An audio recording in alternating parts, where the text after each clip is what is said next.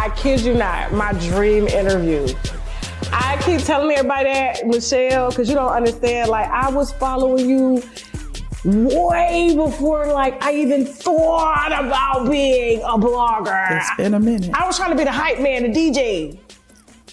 You've been doing, like, everybody I feel personally that started doing this got it from you. I think you were the first Black monetized. Well, I wasn't the first Black, but there was a group of us, okay? Because, you know, there was Nicole, me and Nicole Bitcher used to be cool, but my site started before Nicole's. Okay. And then there was Sandra. Mm-hmm. Sandra started before me. There was the YBF, Young Black and Fabulous, Natasha. She was before me. I remember her. There was Crunk and Disorderly. Yes. She was before me. That was Sharika. There was Concrete Loop, Angel. Yeah, damn, she was before me. Back, bro. Yeah. So all of those were before me. Like, I had an actual job. I was working at the lottery, 9 to 5, wearing my little suits. You couldn't rig nobody.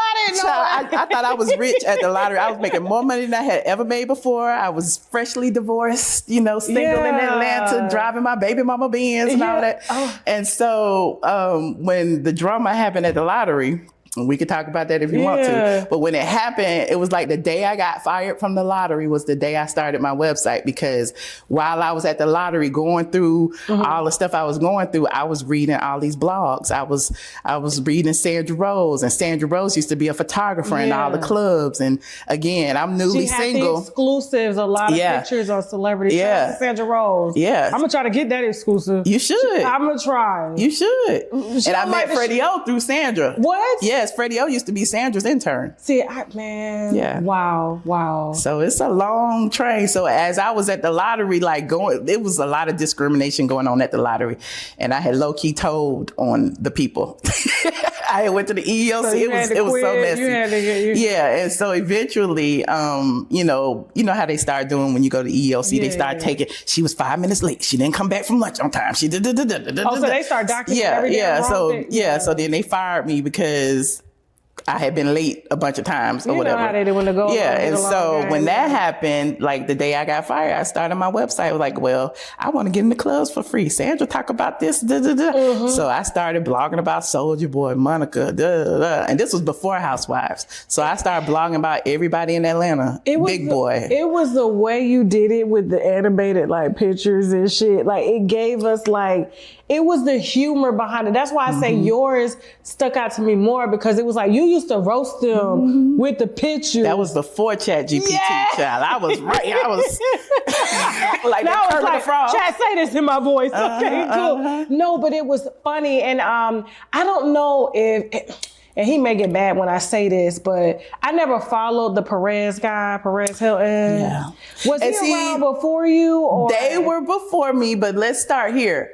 All of the white blogs, they were in it before we came along. And when I say we, you know, like I said, the YBFL, and so when a bunch of the Black bloggers start popping up, because that was my thing. I wanted to talk about these Black celebrities, because Paris Hilton wasn't talking about these CD list Black people. Hell, he wasn't even talking about Denzel and Halle Berry. He was always talking about Paris Hilton and Nicole Richie and all of them. The same thing. There was a couple of other, Just Jared, all of those people. Yeah, I remember him. They were all talking about the white celebs. So I wanted to be somebody that would talk about the Black celebs. And when I found the blogs that were talking about the Black celebs, the Sandra Rose, the Market Disorderly, funny. Yeah. You know, I got into it and I was like, well, I can do that. I can talk about what I know. I know some people in Atlanta, blah, blah, blah. But you were just so good with it. And every time I was like, man, she gonna post today? When is she gonna post? Yeah. It was like my guilty pleasure. And so I just, listen, to anybody, I don't give a fuck who don't care, who don't like it. I know me and you had our beef, but that was like, I didn't like it when I did it. You know what I'm saying? I did it. I felt like, you know, at the time it was like me against the world, you know? But I was just like, when I tell you that's one of the biggest things that I regret is beefing with you is. And you know, when I said that, when everything was going on, I can recall saying, you on the wrong team. Like, remember, because it was. Well, I want to call him Junkie. I don't know if I want to mess He's him. a junkie. Yeah, okay. So Junkie was on your platform, and I remember him saying, wipe your ass with the cease and desist, something. He said something like, you don't even need to worry about it, blah, blah, blah. Yeah. And I'm like, if I would have told you differently, you know what I mean? I don't know what I would have told you, but I wouldn't have said just ignore it. You know what I mean? So, he was the person that I was talking to when the lawsuit happened. So like, man, there's so many memories you bringing up. Let's get into it. I wish that I was mentored under you. I really do. I really, no, really you're do. doing fine on your own. Man, bro, like you know what gave me faith when Marcus Houston and Chris Stokes tried to sue me was your case. Because they had tried to do it to you and they won by default and then you had to get it reversed. I think they had won tried to sue me again. They had won 3 million, 1 million. I can't even remember what the numbers were. I just know it was fraudulent. He had a uncle or something allegedly that was a judge in the courts. I don't live in California. Never lived in California. I used to date somebody in California. But at the end of the day, like, how are you serving me and saying that that's my jurisdiction? And how did it get through the courts in order for the courts to pass it? Like, it had to be some inner workings, And then as soon as he got that default judgment, because I didn't answer it because I didn't know about it, then he goes to Rolling Out, his friends at Rolling Out, to do an article saying Chris Stokes wins multi-million dollars against this blogger to make it look like that, I was lying on him. I know the game. I was so pissed off. It's always been so many different outlets against me because they knew I was solo and I was doing well or whatever. But and I hate to mention names, but Rolling Out was one of them. They kept that article up for years, even after I got it overturned, and even after my attorney told them, this is fraudulent, blah, blah, blah. They kept it up for whatever reason. And the one time that I reached out to them and asked them about it, they was like, oh, you talked about our Candy photo without giving us credit. And I was like, well, the only thing you had to do was reach out. Ask me. So it's like people keep beefs and start doing little stuff behind the scenes and you never know what's going on. It is such a weird industry. You know it. I know it. But like I said, if I should have been mentored, I should have been mentored by a black woman that had walked before me. Because they were some messy ass, ignorant ass gays. And still is. That part. And laughed at me, played in my face when I lost, like tried to sabotage. And probably was happy to see your downfall because you were growing faster than him. So he wanted to, knock you down a peg. Like when he got on, what was it? The show that Flopso. He canceled it. Listen, it said that Tasha K said she was, I guess, hiding money and she know how to hide money in a bankruptcy. I called him. I said, when did I tell you that? When did I tell you that? Do you know that's a federal offense? I don't know what you said. I was just talking. I said, but you don't do that. You don't do that, and then you don't lie. I said, you're going to fuck around and find yourself down there under subpoena. Keep fucking playing. Yep. Keep fucking playing with him, and I'm going to laugh at your ass. I'm going to laugh at you because you don't know what you're talking about. And he wouldn't know what to do. Let me give you some tea about him and this Chris Stokes thing. Junkie Dineva. I know. Junkie had mentioned, I think on one of his lives, something about being sued by Chris Stokes. Chris Stokes was trying to get me and him because he knew that he was my protege at the time. And so he sued me. At the time I had a YouTube channel that said Shady ATLien or something. I wasn't making no money on it. I would just throw stuff up to put on the site. I remember that channel. And so he sued me. He sued my YouTube channel. He sued Junkie Dineva.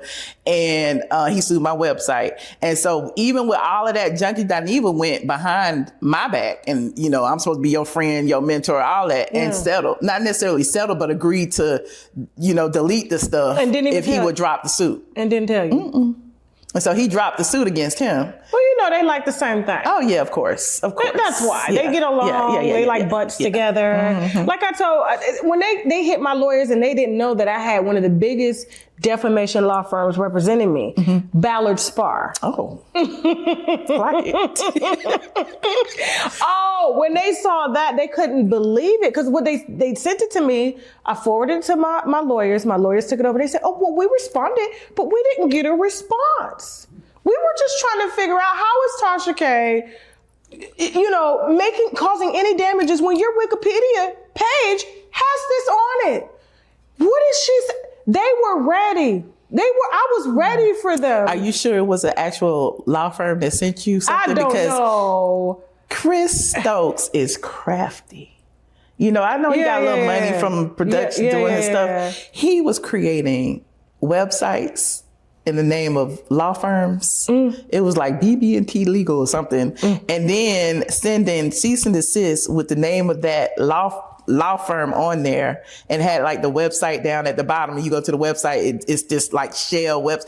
He was doing all kinds. He was doing all kinds of things to bloggers. He did it to B. Scott. You know, he did it. He harassed the hell out of B. Scott, and B. Scott deleted. I don't know why. He can't stand me either, child. And I've met him several times. Oh God, but go ahead. So he did it to B. Scott, and you drinking? Yeah, of course. Okay, I see you. But you know, he bullied a bunch of. It's a good bottle. Yes. Okay. Ooh. Oh yeah. It's good. If not, we got some more. Do we? I think we got some white. You drink up all They ain't even put the damn white wine in the refrigerator. They get on my nerve with that. That's bro. good. That's okay, good. cool. But yeah, so that is. So he's been doing a lot of things behind the scenes to like try to intimidate bloggers. He uses his money. He uses this. He's something else. He's something else. My lawyers, Ballard Spar, they kicked Clarissa's cease and desist out and lawyer out. They just stopped responding. I'm gonna sue you. Da, da, da, da. I was like, you don't have anything to sue me about. Like, what is it? You want me to stop talking about you? It's not going to happen. The only thing you could do is just give me your side of the story. Yeah. That's what you can do. I'm sorry. You getting out on the internet and then we critique what it is that you got going about your business. Go get in the ring. So it's very interesting. Man, to see cheers. Oh, some wine about Marcus Houston. Ooh. Wifey left. Ooh. Okay. Wifey left him, took the kids. She came to her senses. She grew up. I heard she was a teen. Yeah, she was a teen. I talked to the mama. I did, and she was scared to come out because she said, I don't want to lose contact with my daughter by doing an interview with you. He will keep because her. She was a runaway when they got together. I remember that story. And he brought her into, she came from like kind of a Mormonish community. And then she joined him, which was the Jehovah's Witness and stuff. And so I think because of the same thing, like she left one situation that was controlling to another one. And so I remember talking to the parents, with the mother, and she was just like, I cannot do this. I want to, but like, he will cut her off from me. And I said, no, his little dick in the booty butt ain't got no child around there in a lavender marriage. Why he's still hanging out with Chris Stokes. Exactly. And Chris Stokes, they got mad at me. The reason they sent the cease and desist is because remember they did that interview together and they was like, they said I'm rainbow.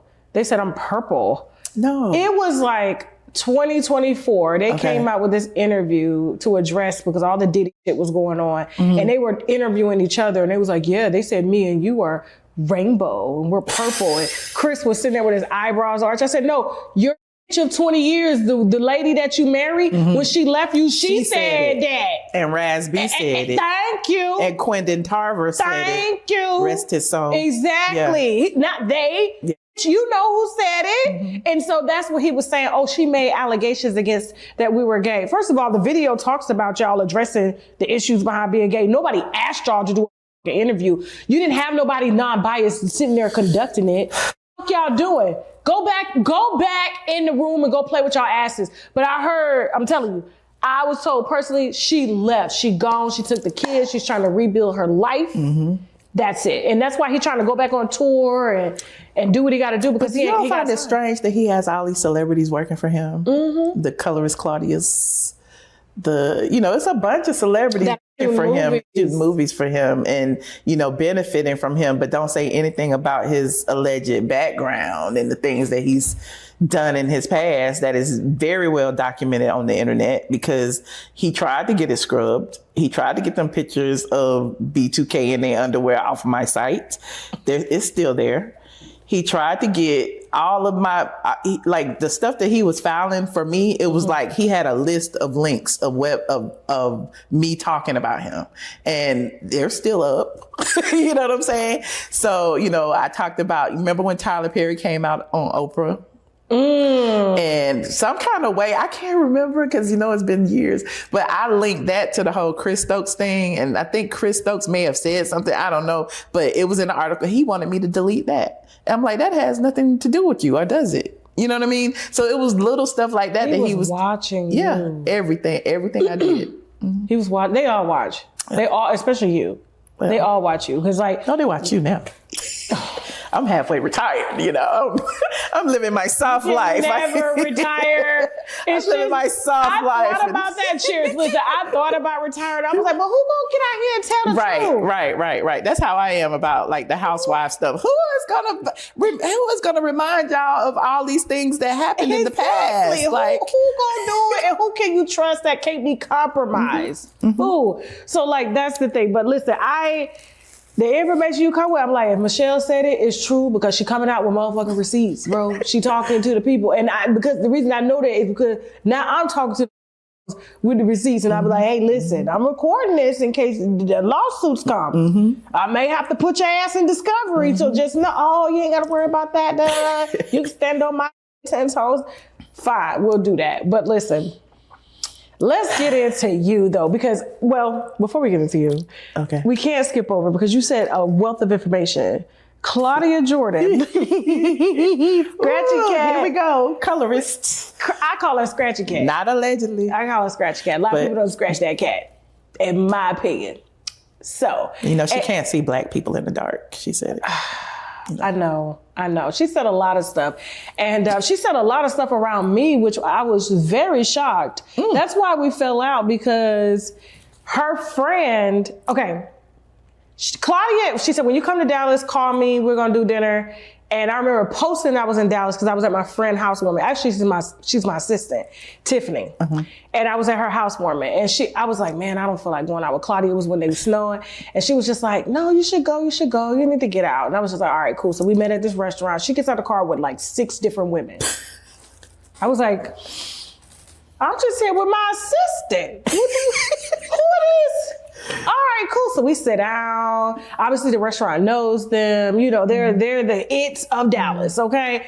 And so they're gorgeous women, gorgeous, successful shit. Some judges at the table, everything. I didn't even know the judges that was at the table, their husbands watched me. And when I said that Claudia was hanging around a bunch of mistresses, because remember the mistress that had walked up on Claudia's best friend, second hand, right hand, in the Delta Lounge. Sabrina and Gail Lewis is the wife. Yes. And Sabrina was the mistress. Exactly. That's Claudia's best friend. So Tiffany, my sister, she was like, do you see the girl that was at the dinner with us? And I said, what are you talking about? Because we had posted it. She said, it's on your page. I said, no, I didn't post that shit. Send it to me. So she sent it to me from my page. And I said, well, what about her? I said, it's a good story. She said, that's who was at dinner with us, asking us, can we take her to Africa so she could find her Africa husband? I said, oh, that's Claudia's best friend? She said, yeah. And I said, she with this lady's husband? So I hit Claudia.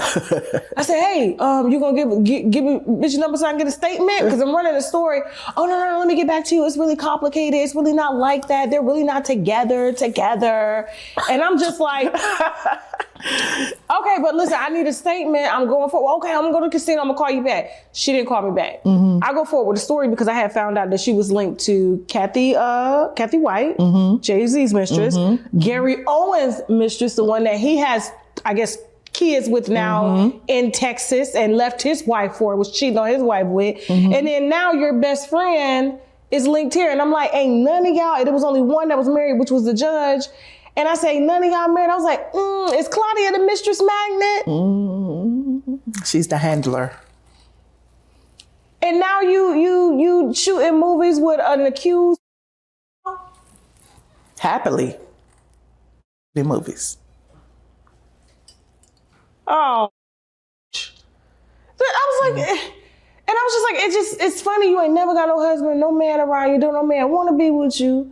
And then she just did a recent interview talking about, dating over 40, but she's 55. Yeah, talking about you need to find, she 55. I don't know. I'm just talking. You need to find a good man that's coming out of a marriage. Well, how you know he's a good man And why has he got to be coming out That's of a what marriage? I said. When she said all the good men are married, I'm like, well, this seems to me that you are signaling to all the married men that they need to spend their money on you because you feel like they're so good. You know what I'm saying? Her best friend, Sabrina, she was just in Cancun. I was in Cancun at the same time. She didn't even know, and they were posting at the Vedanta, and she was with the same bitch that's with the married dude. I was like, I couldn't believe it. Yes, I just, there was just so much. And the thing is, we just talked about this before the cameras came on. I was on the wrong team.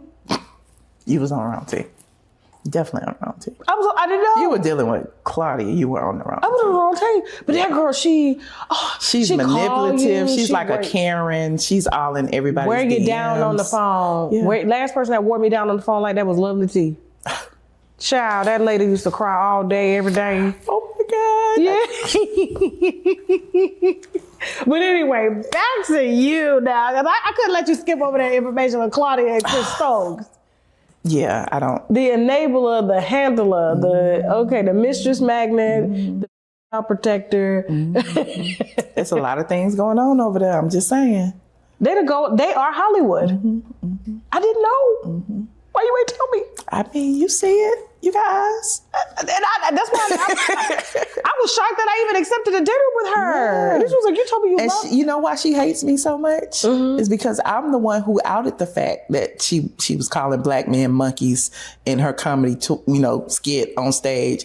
She was on the Housewives, of course. That's my thing. I'm in Atlanta. I'm talking about Housewives. Yeah. I'm the one that outed the video. I'm the one that outed the video of her saying, black on black is dark, it's hard to see. I can only see teeth and eyes. I'm the one that outed that. So after that, she literally can't stand me. She says I'm lying on her. And I'm like, that's why every single time, I have a vendetta of people say I'm lying on them. I try to get them because it's like, okay, I'm lying. Here's the video. I'm lying. Here's the proof. I'm lying. You called Omarosa a house slave, even though, people may not like Omarosa, but you, biracial Claudia, calling her a house slave is something wrong with that.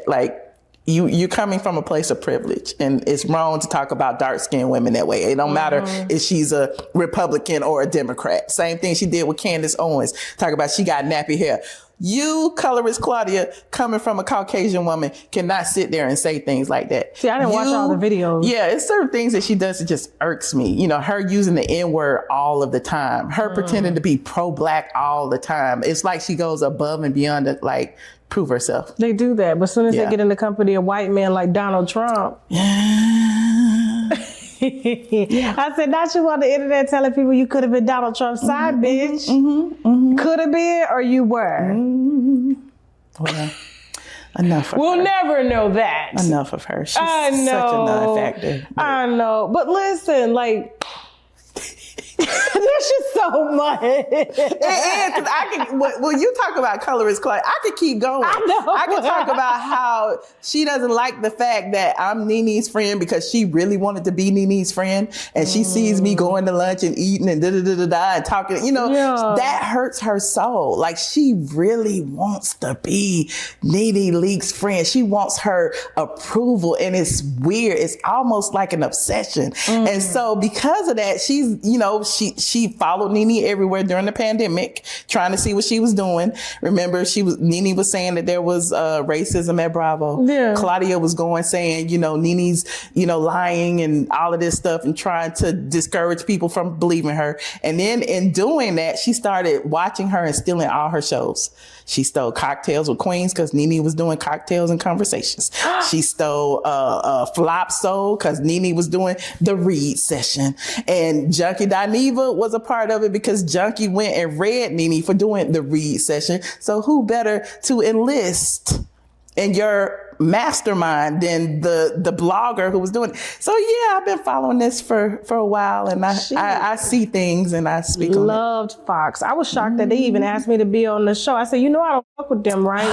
I'll do it for you. Like when TS asked me, I said, but you do know that this is their DEI program. Where's Fox on now? They still on? They still on, but they get 2 views, child. There don't be nobody over there. I think Claudia's still over there trying to do something. I don't know. Anyway, let me go.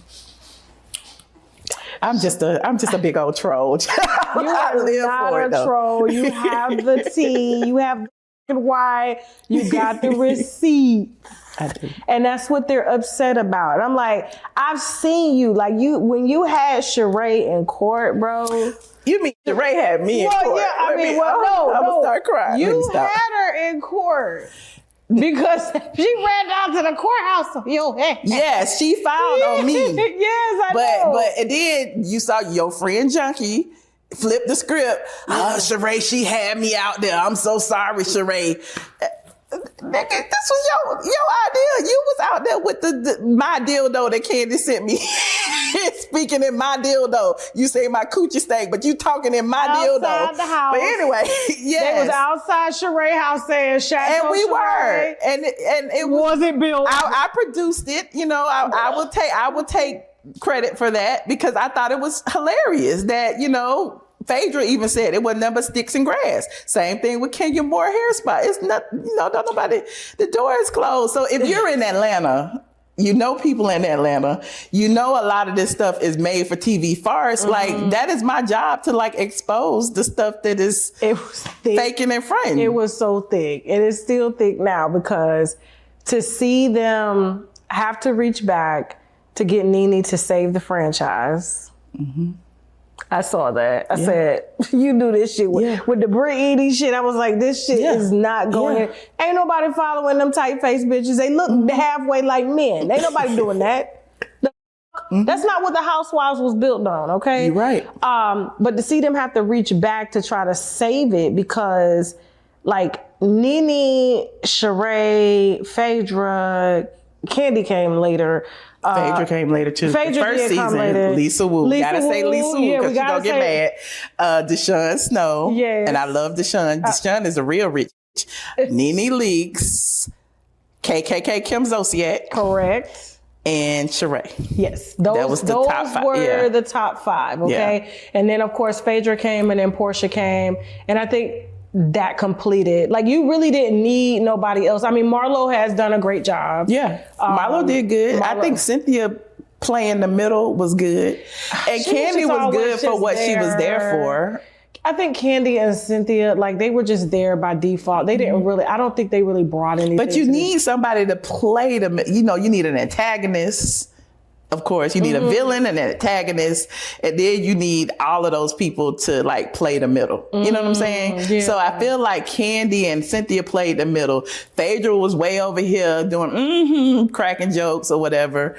You know that's why Lisa Wu didn't make the cut because she wasn't as funny as others. Yeah. But at the end of the day, you need all of those in an ensemble cast to come together to make it great. And now they don't have that. Who is the anchor now that you could think of that brings everybody together? They took the peach from everybody that mattered. So you got Porsha, Phaedra, Drew, Kelly, Shamia, maybe Kay What's-Her-Face, and Pinky Cole. I don't even think Pinky Cole made the cut. I don't even know if Kay What's-Her-Face made the cut because they haven't officially announced the cast. Exactly. But those first five people all are on the cast. The Porsha, the Phaedra, the Drew, the Kelly, and Shamia. Yeah. Pinky, I just don't see her being dramatic.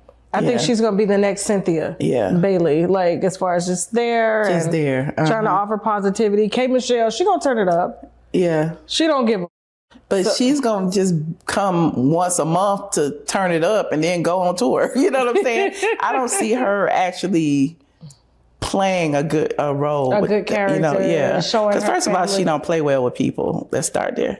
Yeah, she don't play with people at all. Yeah, she's interesting. Yeah, I think I'm not a doctor, but it's giving borderline personality disorder a little bit. You know, she put me in a song. Actually, she put me in two. What she put you in a song for? What she said? First season of Love and Hip Hop.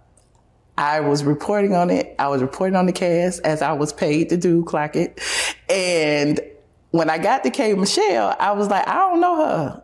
Like, nobody knew her at that point. You know, she was R. Kelly's protege, blah, blah, blah. And so I don't know her. Where she come from, blah, blah, blah. These other people from Atlanta, blah, blah, blah. And she got so mad, she went on Twitter and was like dragging me. These blog, these ugly ass bloggers live in a box. And so when the show premiered, she got with a producer and produced a song called Fuck You. That sounded about right. Yeah. And in it, she calls me Rasputia, and she was like, fuck your straight from the ass blog and blah, blah, blah. And I bought the domain for straight from the ass. So I'm like, yeah, promote it. Every time they type straight from the ass, it was going to straight from the A, and I was getting my clicks and my views. As you should. And then she was talking about I smell like a fish market. She was one of the first people who said that, you know, and I'm like, girl, you ain't never smelled my coochie. So I want to just say for the record, Michelle smells absolutely amazing. She looks amazing. Thank you. I would eat out of her house. You could tell the skin is good. She ain't got pores that are open.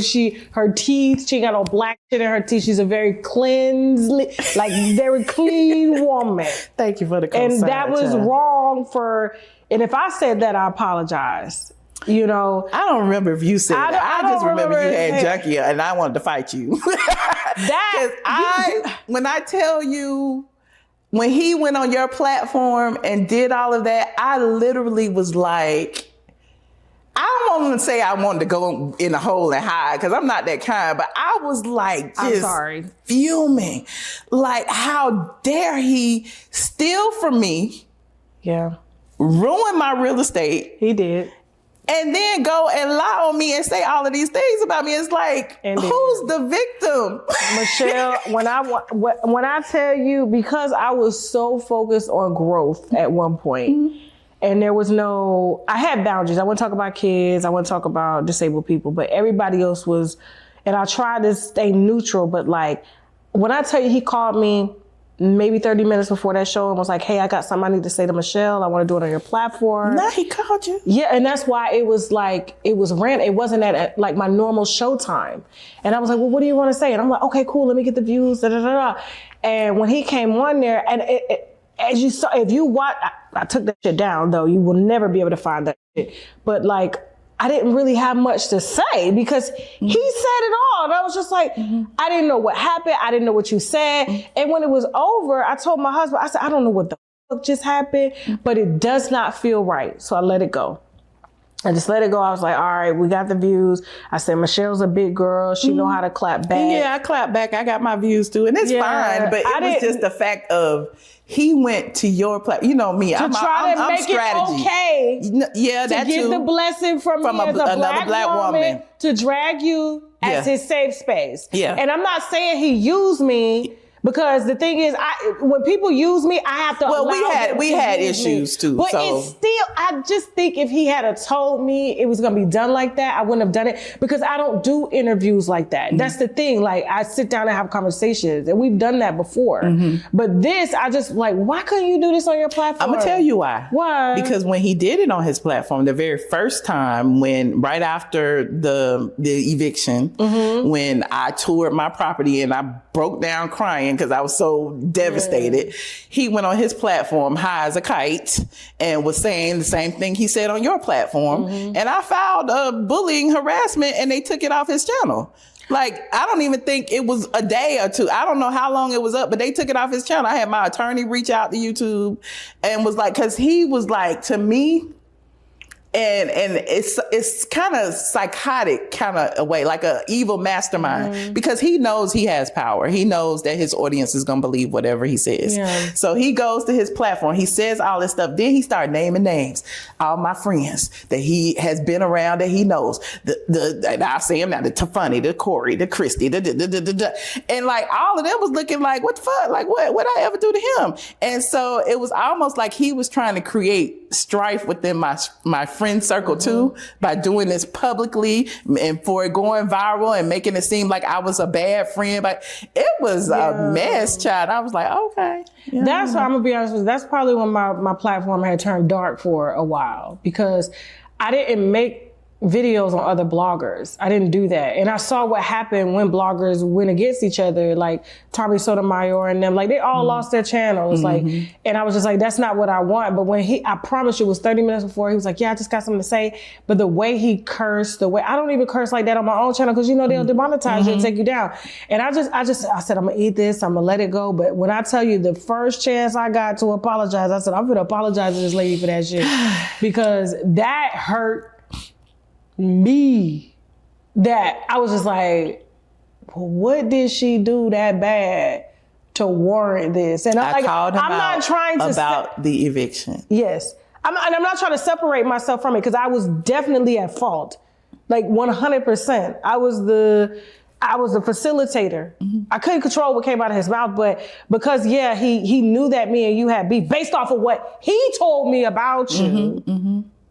Like, it wasn't like you had anything to, like you did anything to me. I want to say that for the record. Michelle has never done anything to me. Michelle has never done anything to me. I can't name one thing. I can't. I did drag you a little bit, but that's beside the point. You've never done anything. No, I get it. Yeah, these people have threatened me, threatened my family. Like, you understand? And I was at the time, like, I'm just always like, I want to help bloggers. Like, I love blogging. I love everything about it. That's how I am. Yeah. And I was like, oh, I see what's going on here. Like, she really put money in your pocket. Like, and this is what you do. They pander to our community. Because they know that nobody from their community will support enough. And heterosexual black men ain't with them. So who they got? Who is left? White women don't like he used the fuck out of me. Like, and it is what it is, because I don't want to change my heart based off of my experience with somebody else. I got you. But at the end of the day, like, I have always been the type, and you can ask any blogger that's been around me, I'm gonna teach you. I'm gonna show you what I know. If I found out something and I'm cool with it, like even on Patreon or whatever, I'm like, yeah, y'all, I'm doing AI and I like I'm doing this, so I don't gatekeep. And so with him, he reached out to me first. Again, I was blogging. Everybody was reading straight from the A. He reached out my DM. Hey, girl, let's go have a drink. And, I'm always on a diet. I'm like, child, I don't drink. And he was like, well, let's have a Diet Coke or something. I was like, okay, cool. He met me at Justin's when it was open. I remember Justin's was having some event or something. He was there. That was how we met. And so after that, like, he was on me like white on rice. He literally was with me almost every day, learning what he was my mentee. He wanted to be you. He was jealous of you. Yeah. And he thought. So I taught him how to do everything. And with me, because, like, again, I don't gatekeep, he was on YouTube at the time. And the reason why he reached out to me was because I had posted, I think it was his first video. He had went in on Nene or went in on Marlo or something. And I posted it. And so he was thanking me for that. And so I told him, when the first time we actually sat down one-on-one, I was like, do you know you can make money on a site? Like, you can put your videos on the site, blah, blah, blah, write about it instead, yada, yada, yada. And so, I was teaching him how to do that. That's why he had a website at the time. And so it was just interesting to see how things progressed. And, he was going through his challenges. He was, hooked on He been going through challenges. Crawling on the floor. He going through thought stuff he dropped right rock before. Like, I got stories on stories on stories. He really was crawling on the floor. He was really crawling on the floor. Because he dropped the crack rock. Because he dropped the crack rock. He does get and that. Me and a bunch of friends who was at the table was looking like, what the fuck? Because he had something in his, he had a phone case or something that opened. He had something in there that dropped. He was crawling looking for it. We was like, what the hell? Then he had like some pill bottles. That's a whole nother story, child. I don't want to get nobody in trouble, but he has some pill bottles that this dentist in Atlanta had prescribed him. And I don't know why, but he was on pills. He was on whatever. He was on this. Looked like it. Yes. And we was hiding the pill bottles from him. That's why I was to keep him from taking them. Yes. Yes. Because, he would go to the bathroom and be gone. And yeah. Yeah. And so I know a lot of people get mad at me, like, well, you was there, blah, blah, blah. And I was like, yeah, I was there. Trying to probably but at protect the him end of from the day, I was just watching this person who I thought was talented, like, spiral out of control. I don't do drugs. I barely smoke We could tell. You still got your collagen in your We can face. tell. You know, I hang around Big Boy and all of them. Like, they be smoking blunts, Killer Mike, all of them. Like, I hit it every now and then, but I do not smoke. I don't drink. You got your collagen in your face. Yeah, and so, like, when I was around him, he was constantly asking my friends for bumps. Like, it was, like, everywhere. And I would see, and I was like, well, I don't understand why you doing that when, you know, you got this. You could be bigger. You could da-da-da-da. You doing your site. Yeah. So that's why I call him Junkie, and I will always stand on it. I know. I've adopted It ain't nothing he can do about it either. Nothing. Mm-mm. Like, when I tell you, he's so comfortable talking about. Well, now he is, because around that time, he called me a liar. Okay, but real question. Have you ever gotten ready for date night and realized you've been running around all day? Work, errands, life, and now you're supposed to feel fresh and confident? That's why I keep Umi in my purse. It's a pre-moistened essential oil-infused terry cloth towel that actually refreshes your skin, not just masks it. It wipes away sweat, leaves you feeling clean, and gives you that subtle, fresh scent without being overpowering. One quick reset in the car, and I'm good. Fresh, confident, and ready for whatever the night brings. Trust me, stay ready and keep Umi in your purse. Head over to tryumi.com and place your order today. You have no reason to let body aches slow you down. Solve My Pain solves the problem. This all-natural, fast-acting formula instantly soothes joints, back pain, swelling, and bruising. I use it all the time after my workouts. Crafted with powerful, natural-sourced ingredients like lemongrass, chamomile, comfrey, and ginger. It gets you right back to doing what you love. Give it a try. Order at getearthlygoods.shop. LaToya Odom. Tasha K. Are you Jamal Bryant, the preacher, the minister, the fornicator? Is he your baby daddy? He is. Is he a present father? Never has been. How did you meet Mr. Bryant? He found me on MySpace. This is how old this is. He befriends me on MySpace, and then I start looking into all of his little profiles. Like, oh, he's married. He just asked me to be his massage therapist.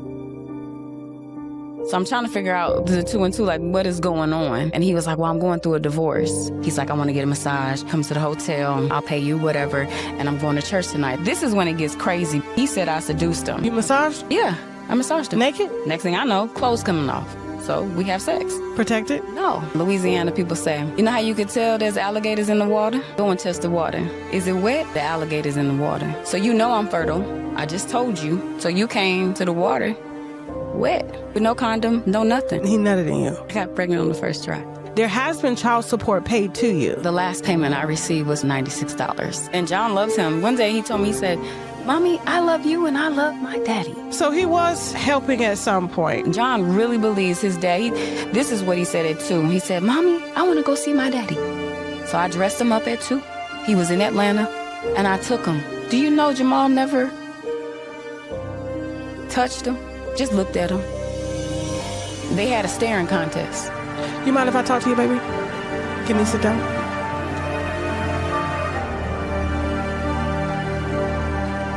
That's why I don't like him.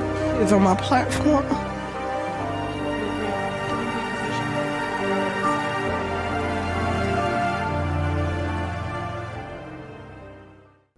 We could look and tell that man was bony. He was Bony, skin ashy. and bones, with big lips, nose always running. Like, he is a ugly son of a bitch. Like, and he's talking about, when I see you, I'm gonna drop an address and I'm gonna slap the fuck out of you. And I was like, you know He ain't that's gonna do not shit. going. I know. I wasn't even worried about it. I'm gonna have a squirt with your husband. It's not going to happen because shit will kill you, nigga. Like, you don't know. Like.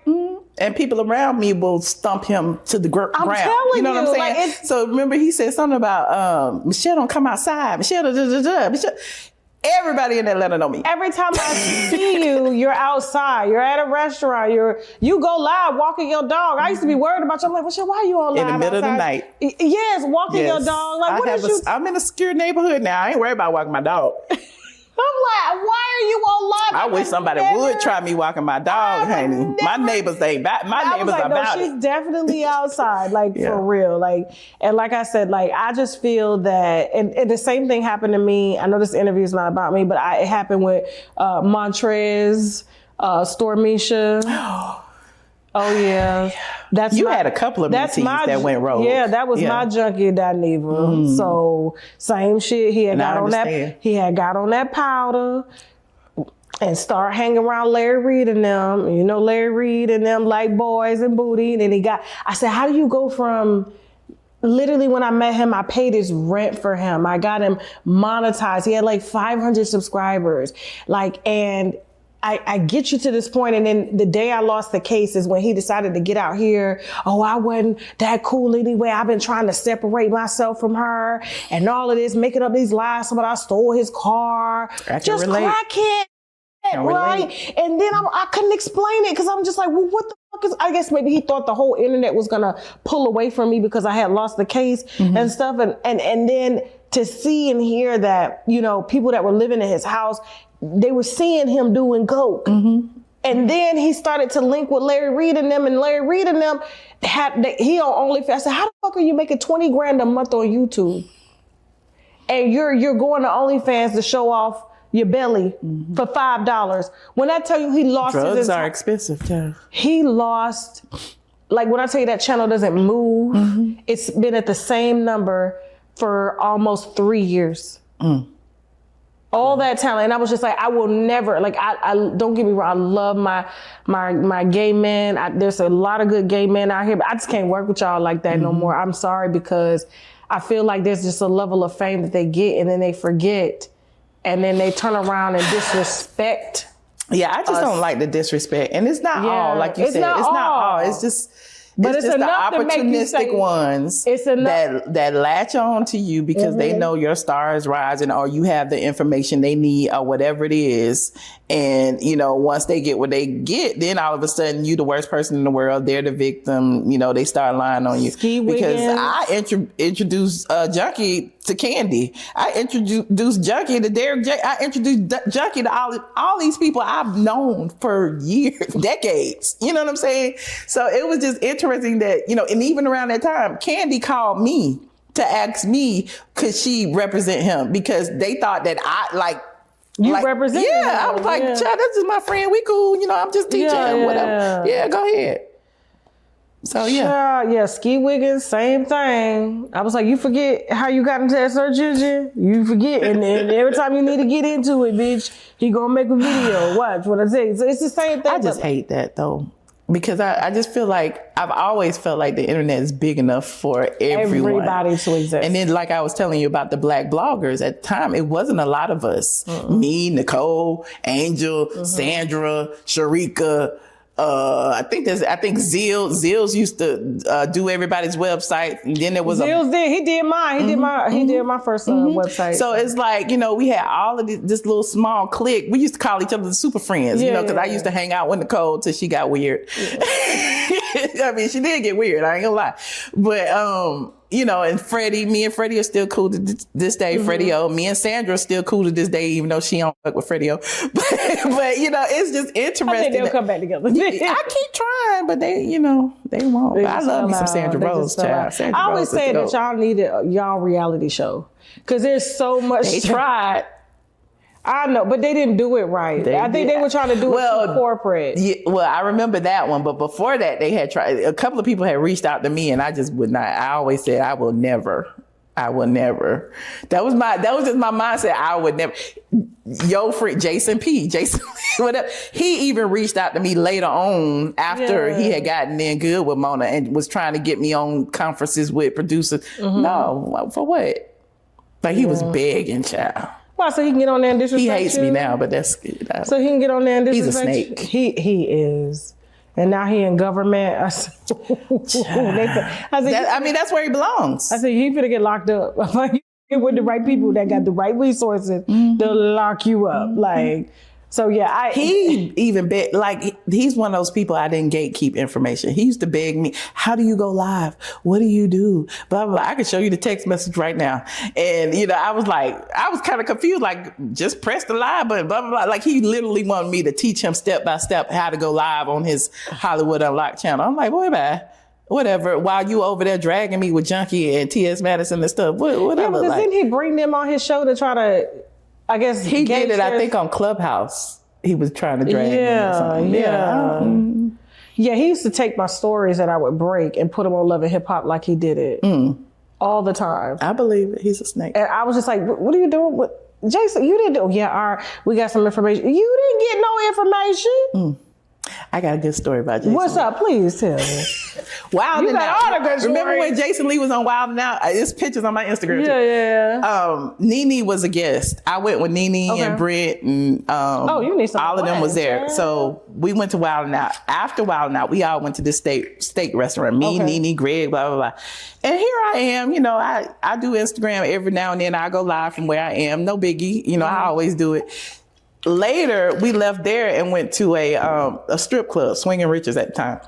He goes and he tells, strip club? yeah, it was a gay strip club. It's closed now, but we left and went there. And as we were going there, he was gonna ride with me. He chose not to. He got in the car with Nene, and I was like, "Oh, that's strange. Why would you get into the car with?" Okay, whatever. So later, Nene tells me. And she won't mind me telling this story. It is what it is. She was like, Jason told me that you were recording private moments. And I was like... Of who? Exactly. Like, because again, I was on Instagram at the steak restaurant or whatever. With me, I guess everybody at the table was talking, but he acting like I'm recording, being surreptitious and trying to like get some tea or something. No, that's him. Yes, that's my point. Yeah. And she knew it. That's why she told me, because we've been friends for this long. And I don't think he knew our level of friendship. I don't think he knew that it would get back to me like that. And she was just laughing about it like, I don't know why he would tell me. And I was like, I don't know either. That's weird. And so ever since then, I was like, I kind of just had my eye on him like, oh, that's a snake. Yeah, that's a snake. He's a, when Kanye West said he was stealing from him, I said, how you got hired and fired in the same week, nigga. I believe you couldn't wait. I believe it. Look, I'll show you the text. Let me see, Jill. I keep text from 50 years ago. You keep your receipts. Oh, my text. You probably got a boxes of phones. Look, this is all Jason Lee right here. Look, you can scroll. Shit. I introduced him to my attorney. How do you handle notices where people claim I introduced him to my attorney. I was helping him when he lost his Instagram page. Look. Yeah, they disabled my account. Look at the final text, because at that point I was done. Because that final text, I had already knew he was a snake. Yeah, look, they disabled my account today, but I called the VP of Facebook to get my shit back. Not sure what happened. He tried to blame me. How? LOL a mess for. Okay, I think he got. Yeah. He's just. Hold on for a second. Yeah, see the lawyer. Can you let him know I'm going to reach out? How do you handle notices where people claim to use their photos? This is all stuff he should know at this level. Never had that, but it just happened twice. And you was like, depends on what type of notice it is. Some are trolls. The ones I've gotten, the site just removed the pics. Yep, I did, but they keep pushing it. See, this should have been me. I'm jealous. This should have been but me. we were never friends. I met Jason at the Essence Festival. Scroll all the way to the top, because it can't be that long. No, it's so much though. But he was always texting me. I wasn't reaching out to him. Yeah, I wasn't reaching out to him. He was reaching out to me about the show, about this, about that, about this, about that. Like, child, Michelle, ain't no way we can have a show like this in Atlanta and straight from the A and not be a part of it. You are Atlanta. So basically this is him telling you he wants you to be a part of the reality show. You go, LOL, you go, I agree, I am ATL, but it can and will happen without me. I was like, no. You was like, the way you was set it up, like, I agree, but it will happen, just not with me. And then he goes, LOL, damn, well, let me start coming up with some bribes. And then you like, and then he goes, coming to Atlanta today, boo, hope to meet you. Landing in 1.5 hours. I was studying him. Cool, how long you gonna be here till Tuesday? Because you know everybody who come to Atlanta reach out, and I'd be like, okay, bye. Yeah, want to meet you. Walking into the Superdome. Where that was at Essence. That's when I met him for the first time. About to go to the Coca-Cola Lounge. Okay, I'm coming. Because I was in VIP, of course, you know, and he was in the regular people, and he was like, I'm here, come, blah, blah, blah, because he couldn't get back to where I was. So, yeah, you know, at the end of the day, it's like, I've been that bitch, and I'm just like, why are y'all like banding together to like stifle me, stop me, blah, blah, blah, and do all this stuff? It kind of just annoys me sometimes. Man, when I tell you they all got together and tried to take me down as a conglomerate, I had never seen it coming, and I'm just glad I just stayed focused. And remember, TS was flagging all my channels. I remember. Which is the reason why I'm on Michelle ATLien now. Because he shut down my other channel. But then you get his original page taken down. I didn't do that. Who did it? I don't know. That's the point. Like, I keep getting blamed for all this stuff I didn't do. I was not flagging TS man hands. I was not. I promise. Do you know what's funny? To see TS man hands in the same beef that he was with like you and Kaya with the DL Whisperer. I live for it. Fun. Oh, because now he's so above it. It is a man. Yeah. It's a man giving you energy. But if it's a woman, you all for it. But now that it's an actual nigga at your doorstep, now you want to play victim. Stop for me. You got something on your eyelash. I do. Oh my God, thank you. It's probably just damn clumped up mascara. It's something white. You got it. Okay, I got it. Okay, cool. But yeah, every time I put this on, this damn mascara. I think it's from your dress. It is? You did. Yeah, thank you. But yeah, to see him get handled now by a man and the energy change. And he's so quiet. And I'm going to let my attorneys handle it, blah, blah, blah. You ain't got no But when it's us, all of a sudden he's bringing up childhood trauma. He's bringing up, like he be trying to like throw my mama and stuff in. Like, it's weird. Like, your mama is off limits, but my mama ain't. Oh, I drags Miss Mary. The same way he drags her around in that unpowered wheelchair. Like, why you ain't upgraded your mama and got your mama no powered wheelchair? Why your fans It ain't even that. Like, she could be a sweet old lady all she wants to. Rich, though. But he came from her. Yes. So his whole mentality, attitude, all of that, she condones it. So she's just as bad as him, I just think she's dependent upon him. Like, I just think that I met Miss Mary, and Miss Mary, like, I saw her cooking for every single person in that house from a wheelchair. So he treat her like the maid? He treat her like the maid. I'm telling you, like, she can't even bend over and pick up nothing off the floor. And she making grand meals, sitting down on the stove, can't really see like this. And they tried to give me a plate. I said, "Nah, Miss Mary, I'm good. I'm good." But my husband, I was like, "Put that." I ain't seen that lady wash her hands in the house. Absolutely disgusting. I held my child the entire time because I took my baby over there. You know, I was just at the time I didn't have no nanny. And Lamine didn't get on the floor. Lamine did not. I believe you. It was disgusting. I believe you. They don't. I don't even think she can. Well, he can clean his ass properly. There's just no way. And I've seen it. It's them little short arms. Yes. Yeah. No way. You can't tell him No he ain't way. fine with that necrosis ass. Your ass is that big and your arms is this little. How you? Like a gnome.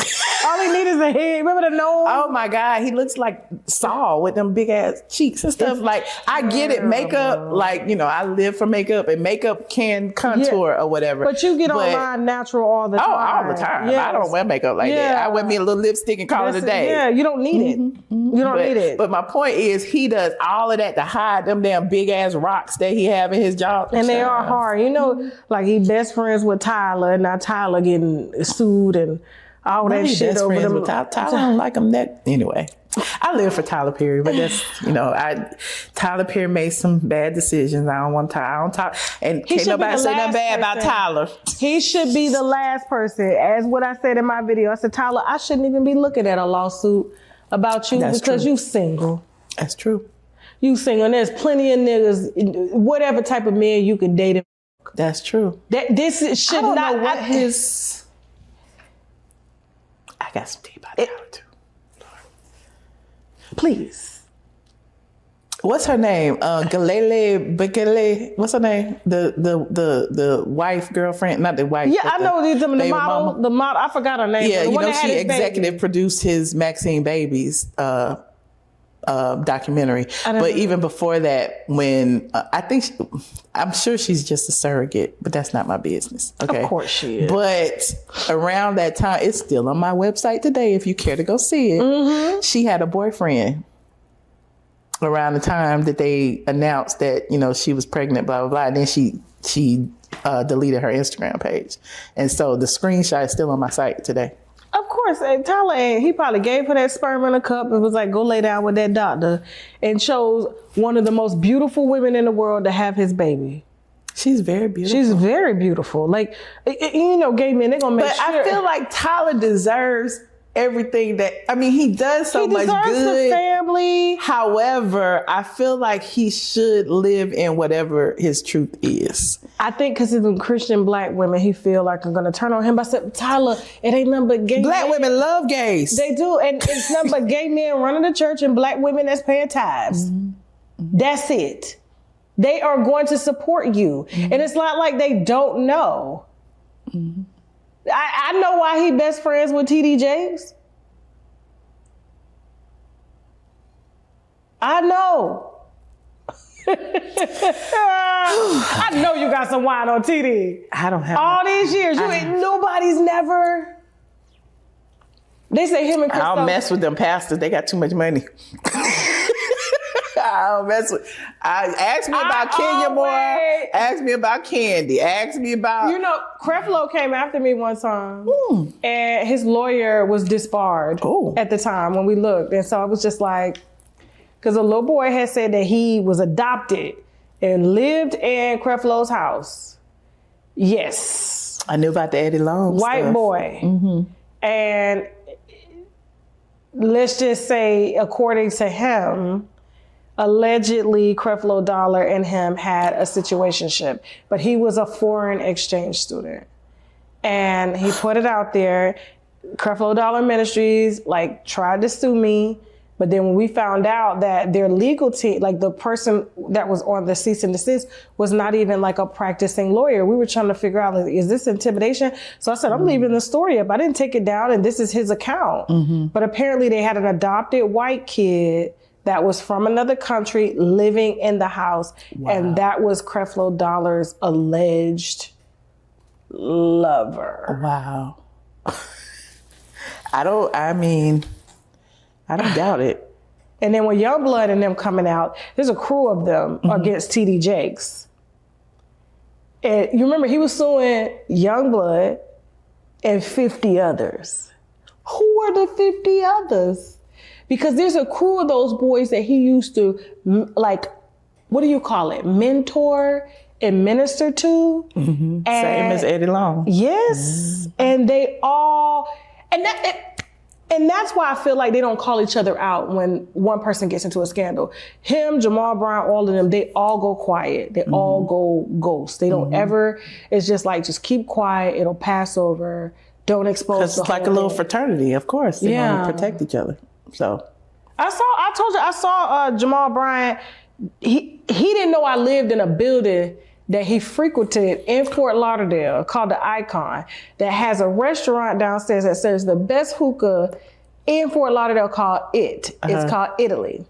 And that was when I had called him down there a week prior with the woman that he had married, but they weren't married. And they looked like a very Miami-ish couple. Her shorts were up her ass. It was my husband that noticed. He's like, Touch, that's Jamal Bryant right there. And we was in the ice cream shop and he took off running and she left first. She took off running first and then he looked and saw her running and he took off running. I go outside and I'm looking and he looked back at me. He didn't even order the ice cream. He just left. Damn. I said, what the fuck? Now Jamal running from. He was running. Y'all want to watch, 3 million people want to watch a story about me eating ice cream, but you eat ice cream with your church hoe. That was the problem. You weren't married to it and you preaching over people. So, and they were standing in the hotel across from me, which was the Hyatt, which was across from the building. We watched them go right in.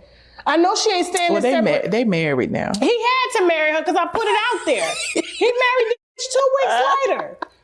That ain't just pop up. Oh, come on. Okay. So, make a long story short, he comes back and maybe he thought I was just happened to be down there. He didn't know I had that type of bread to live down there. I'm on the 45th floor in downtown Fort Lauderdale. There's a money district. What you thought this was? You were believing the headlines? You was believing? Keep believing. Listen, I was in Chapter 11 bankruptcy at the time. So I get down there, we go to the restaurant around midnight. Jamal down there with another sharing a hookah with at midnight. That's when he announced the engagement to the I kid you not, on everything I love. Say I'm lying, Jamal. Say I'm motherfucking lying. My husband and I sat right next to him. Imagine, Jamal right here, his back turned to me. I'm like this, and I just kept, because he didn't want to make no sudden movements, because the last time I saw him, he took off running. I was, what you gonna tell the church? This across, clearly, who shares a hookah tip? Who comes out at midnight with another? Clearly the nigga you with is feminine as so he married the Barbie. Oh, God. The love of the marriage. But I saw, so he can't say I'm lying because I was right there. Like, we believe you. We know you. Well, go ahead, girl. So yeah, the pastors, I be on their ass. I'm tired of them fucking with kids. You got like Tyler Perry, like you ain't got he ain't been accused of fucking with no kids. But my thing is, that's how I feel about Chris Stokes, though. Yeah, like the kids that you messed with may be grown now, but you still. I feel, and this is from me, a disclaimer. I feel whatever they say you did that shit. Because Quentin Tarver, I talked to him personally. I believe it. He's deceased now. What did he say to you, Chill? But he said that he was given basic information about the bedroom, about the things that was happening in the bedroom. Yeah, he and then there's a video of him actually saying those same things to, I think, Rasby. Yeah. When he was that Rasby was, describing the same room, he told me some of the same things. He said everything that they said about Chris Stokes is true. Did they say he had... And they knew I had, been involved in a lawsuit, so of course they were reaching out to me, wanting to talk, all of that. Did they say that Chris Stokes had intercourse with him? I believe Quentin did. Raz B was saying that it was Chris Stokes and Marcus. Like Chris Stokes was making Marcus touch him. And then he said that Chris Stokes joined in. But Raz B has never changed his story. He did once or twice when Chris Stokes pulled that gun on him and all that. But even when he went on tour, he was saying he was scared because Chris Stokes was there. Chris Stokes got all his power. He moved to China for 7 years because Chris Stokes, his cousin, you know what I'm saying? They sent him there to kind of like ease the number because Chris Stokes is the moneymaker in the family. So of course the whole family wanted to go away. I was reporting on all of that. Chris Stokes still looking for boy bands, all of that. Like, why are you looking for boy bands when you've been accused of doing the stuff that you've been accused of? Because you know why he looking for little boys. He can train them. But now he's flipped. He stopped doing that. Now he's on to the movies. On to the movies, yeah. With thin arched eyebrows and high cheekbones. With colorist Claudia. Yes. Claudia... I'm glad that I did have run-ins with these people because now I know how to, like, when they get on the internet talking, I'll be like, that ain't what, no, this is what I know. I know. You understand? So, like, when you do your thing, I just be like, Michelle is not fucking lying. Get somebody else to do it, but not her. Not today. I can't even fathom even a half or a third of a lie that came from your page. I have a good time, though. I love fun. Just telling the truth. I just love telling the truth. I can't lie if I wanted to. I just be like, oh, look at these legal documents. The law, look, Kenya Moore's lawyer said this in court trial. I was in the Zoom court trial. Just all of it. I live for it. They get mad when I be like, Kenya Moore is broke, like she's losing her salon. I know you've put that out, but like you can easily tell what's going on. And they like, Tasha, they not broke. And I'm like... She has a big fan base. The twirls, honey, they will fight you over Kenya Moore. They really will. And I'm not mad at it because I hope my fan base get to be like that. You know what I mean? But they will fight you over that Kenya Moore story, honey. Because I got, like, my reel was going viral on Facebook. They all up under there calling me a liar. She didn't go to court. She lied. You lied on her. Why you da-da-da-da? Why you hate her so much? And I'm like, how do I hate her when I'm literally just reading the court document? It's right here. Like when you told her she was about to lose her house, I'll never forget when you came out with that story. That she owed them taxes on the house. Oh, she did owe taxes on it. She paid the taxes. She paid them all, but when you put it out, it was like, she ain't paid taxes in a few years. When this out, they finna come take this out. Yeah. I said, Yeah.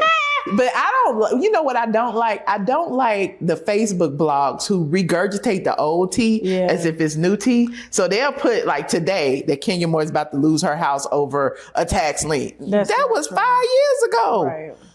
You know? At least they ain't putting your name next to, you said you had, Tiana Taylor had given everybody a house in Virginia.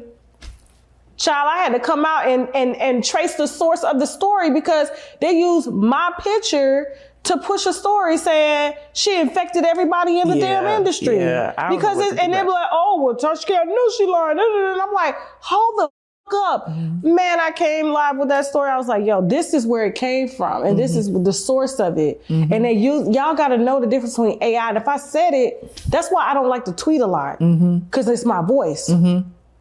But like, I'll take that any day over. Don't say that I said that about her. Yeah, it's all bad. About it. It's really all bad. I don't like the Facebook blogs. I don't like the YouTube AI videos. I don't like any of that. Terrible. I like my AI videos. See, I don't do that. I say I don't even do AI videos. They would know. They would throw wine glasses at me. They're like, bitch, if you don't get your ass. No, I do them like for my shorts and stuff. I might do a little AI video where I'm bungee jumping or some just random stuff. I gotta see these. You know, I did one where I was winning a Grammy. Like, you know, like the Grammys was the other day. I was like, I won a Grammy for the best blogger in the world. But you know, I tell people it's AI. I can't help that some people believe it. I am gonna work my ass off, foot in the door, and try to get bloggers on the scene for the NAACP awards, the Emmys. We deserve that. We do. They're taking our shit and regurgitating it on mainstream. They do. They don't have the news. podcasts that regurgitate our stuff over and over again. They don't have news. They get it from us. And I'm like, but they're getting best podcast of the year. And I'm like, hold the fuck up. I promise you, foot in the door, it's a wrap. Like, I'm gonna change it. You're gonna start recognizing these because they wouldn't have the content if it wasn't for them on the ground doing the work. People like us. You're right. You're right. Now, Candy and Ty, what's going on with their divorce? Child? I know you know what's going on, Michelle. Ty about to get paid. Ty about to get paid. Ty is gonna get paid. It was a scheme set up by Ty. I don't know if it was a scheme. I knew she was gonna have to pay that. I don't know if it was a scheme, but she gonna have to pay something. She's gonna pay a lot. She's trying to speed it up. She's probably trying to settle with him. How much you think Ty gonna get though? I don't know. He gonna be able to pay off that restaurant debt and shit? Maybe. You know, because they have the one building that's on Peter Street that's closed. And then they have the other one that's in East Point that's still open, but it's only open because they leased the building. The one on Peter Street, they own the building. So they closed that one in order to save money so that they could pay, you know, because they're in a multi-year lease on the other building. But Todd still be in that building doing theater, what is it?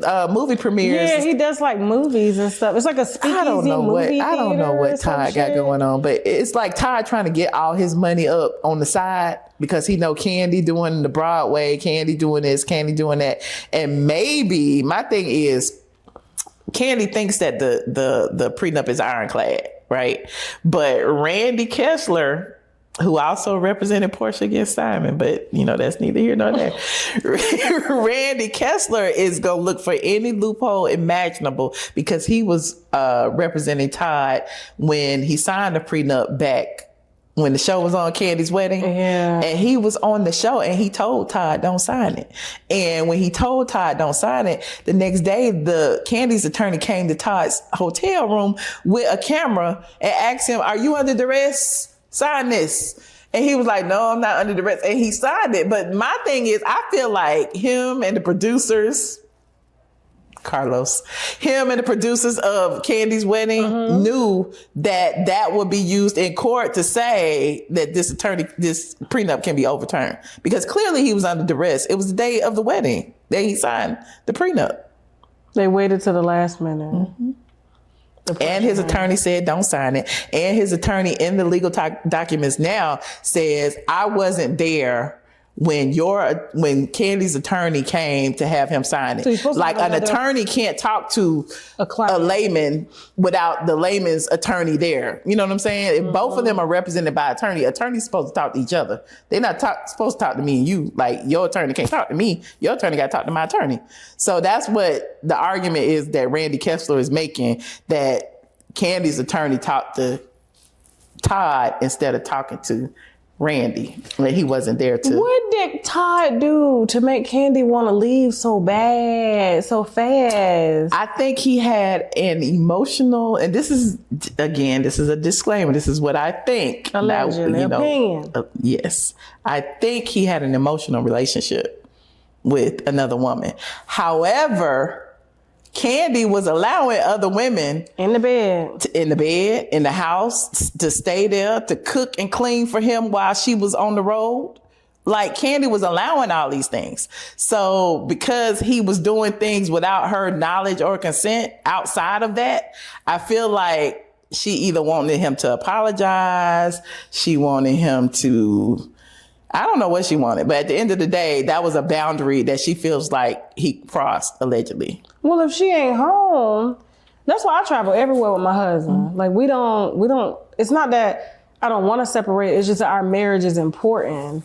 Mm-hmm. It doesn't matter what I got going on. So he's always around. Like, I can't do this without him. I don't know what the fuck I'm doing. But like, I think Candy thought it was going to be cut and dry. Because, when she filed for divorce, it was like, quick, fast. Yeah. And the only thing, the crazy thing is, she allowed for the judge to decide on the children and the child support. Like, that's the most important thing to me. And, Ty has been doing daddy daycare. To me, he had already been setting up, okay, even if I don't get the prenup overturned, I'm going to get me some child support and maybe custody of these kids because I'm with them every day.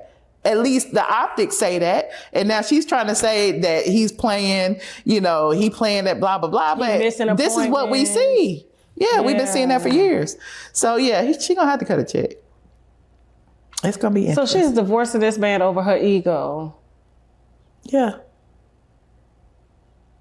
I feel like when people around him though, allegedly, people that I know that have been around, allegedly tell him that he should have just apologized. And Candy probably would have been like, okay. But Tom was like, what I'm apologize for? I do what I want to do when I want to do it.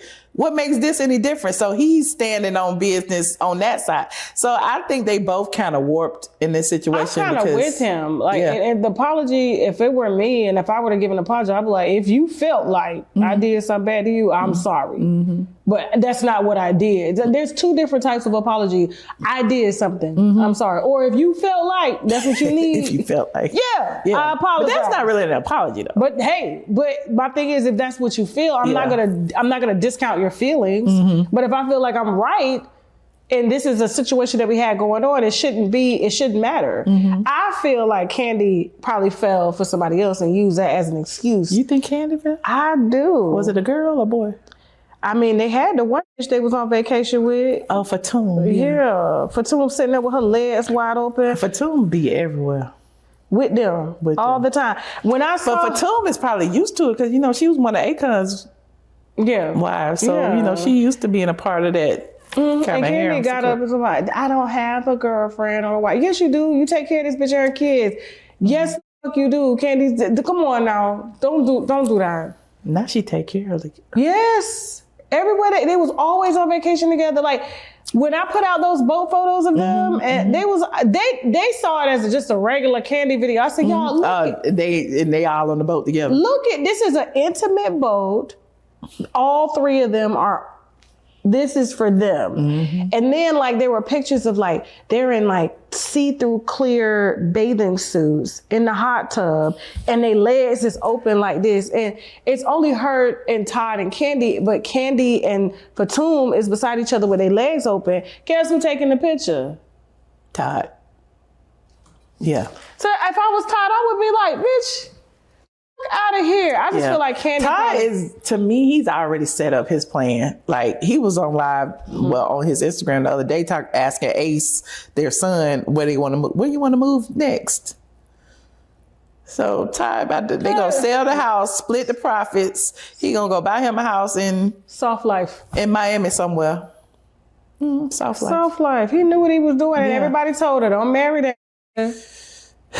Mama Joyce probably still pissed off. Mama Joyce swinging the air right now.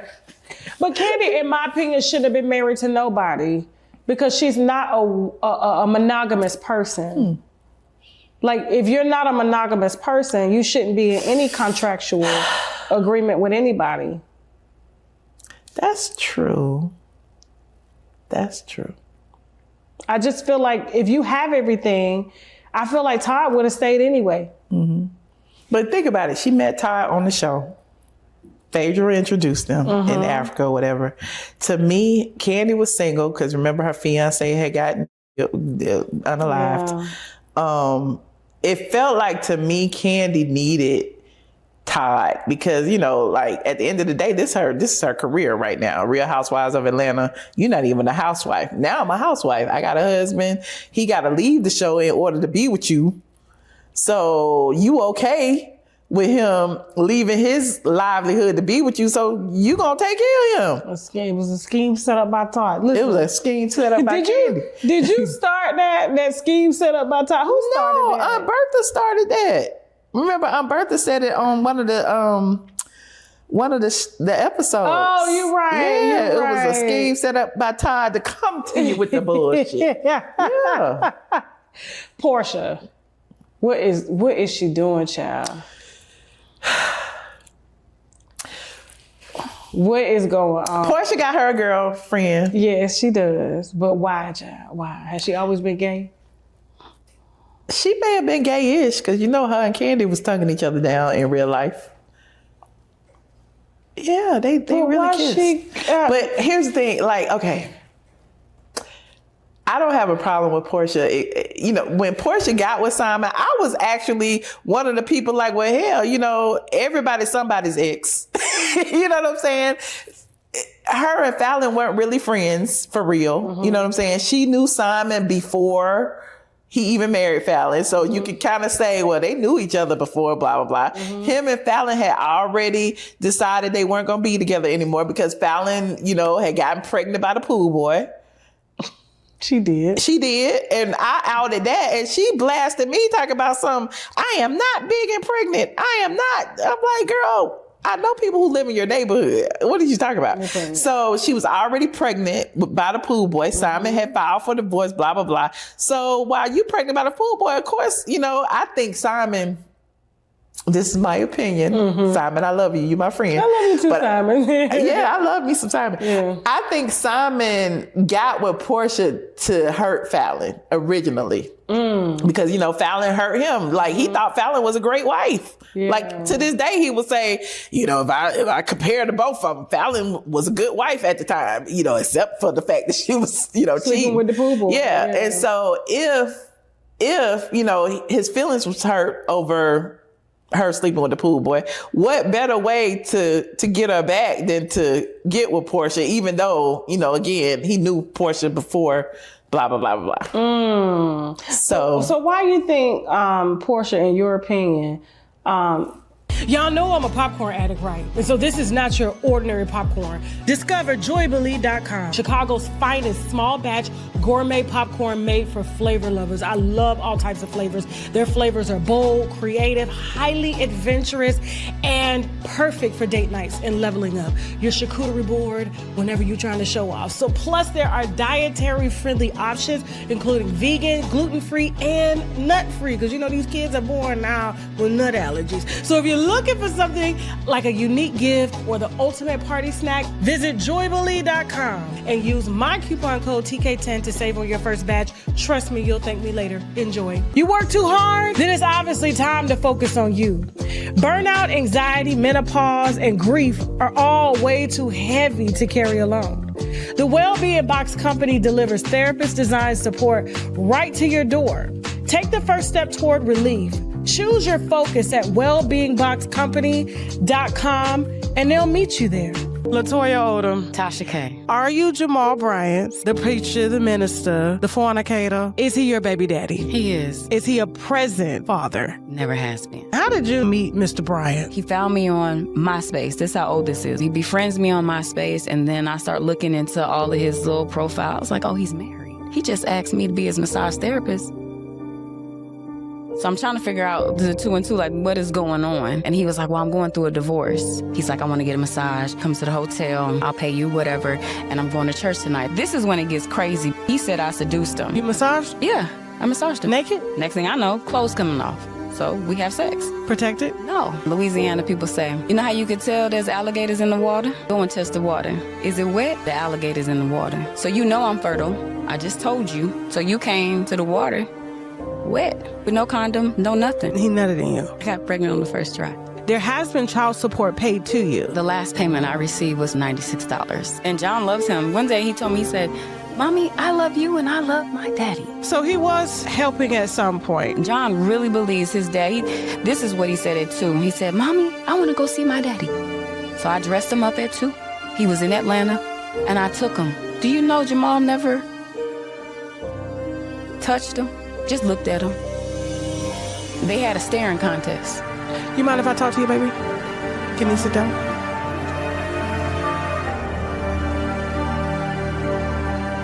That's why I don't like him. He's on my platform.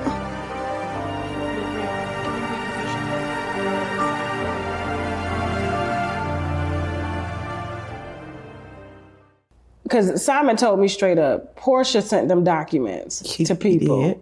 She knew about all of this before they got married. Mm-hmm. And he found out on the plane that she had filed for divorce. He was coming from Costa Rica. I think he had just sold the house. Yep. And he was getting Porsha her gold card out of Dubai so that she could be a resident somewhere else and do business to the UAE market and African market. And he never saw this coming. Mm-hmm. Why do you think Porsha did what she did? Porsha was scheming. Porsha, if you think about it, what was it? He even said it, 453 days, right? Uh-huh. It was something in that prenup that said, okay, after 420 days, she's entitled to this, and this. But you have to be married for, a year and however many months. Okay. Porsha stayed married that exact amount of time. And then walked out the door and was like, okay, I don't like him. At least I can get a house. At least I can get this car. At least I can get $40,000 a month. Which she not getting. She not getting because Simon said he ain't cutting her check. She not paying it because she got in my opinion, I felt like she called ice on him. I do too. Either her or her mama or somebody in her camp. Because he got up out of here real fast. And so it put everything on hold. He wasn't able to legally fight her. And them legal fees are expensive. What I don't like about that, though, is they kept Simon in there for months as if he was a criminal when there have been several people who are, not allowed back into the United States for whatever reason. They allowed them to leave at the airport. Why did they keep him in immigration for months?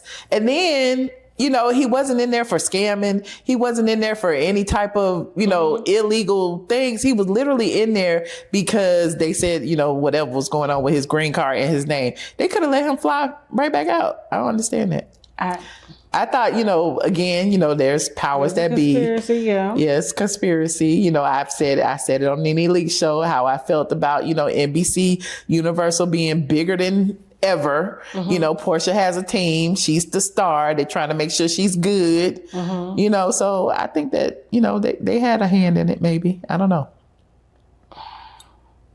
Yeah, I'm due to interview Simon here real soon because I want him to talk about all the things that's going on with ICE and he should. How, because everybody was laughing at him when it happened, and now they're seeing their family members get snatched, and it was like, well, wait a minute, you was laughing at me, so I was like, we reached out to Simon. I said, I think it's time for us to sit down. Because it has to happen because you can speak on this because black people were literally laughing at you and now they're trying to protest against ICE that's now, people to deport people.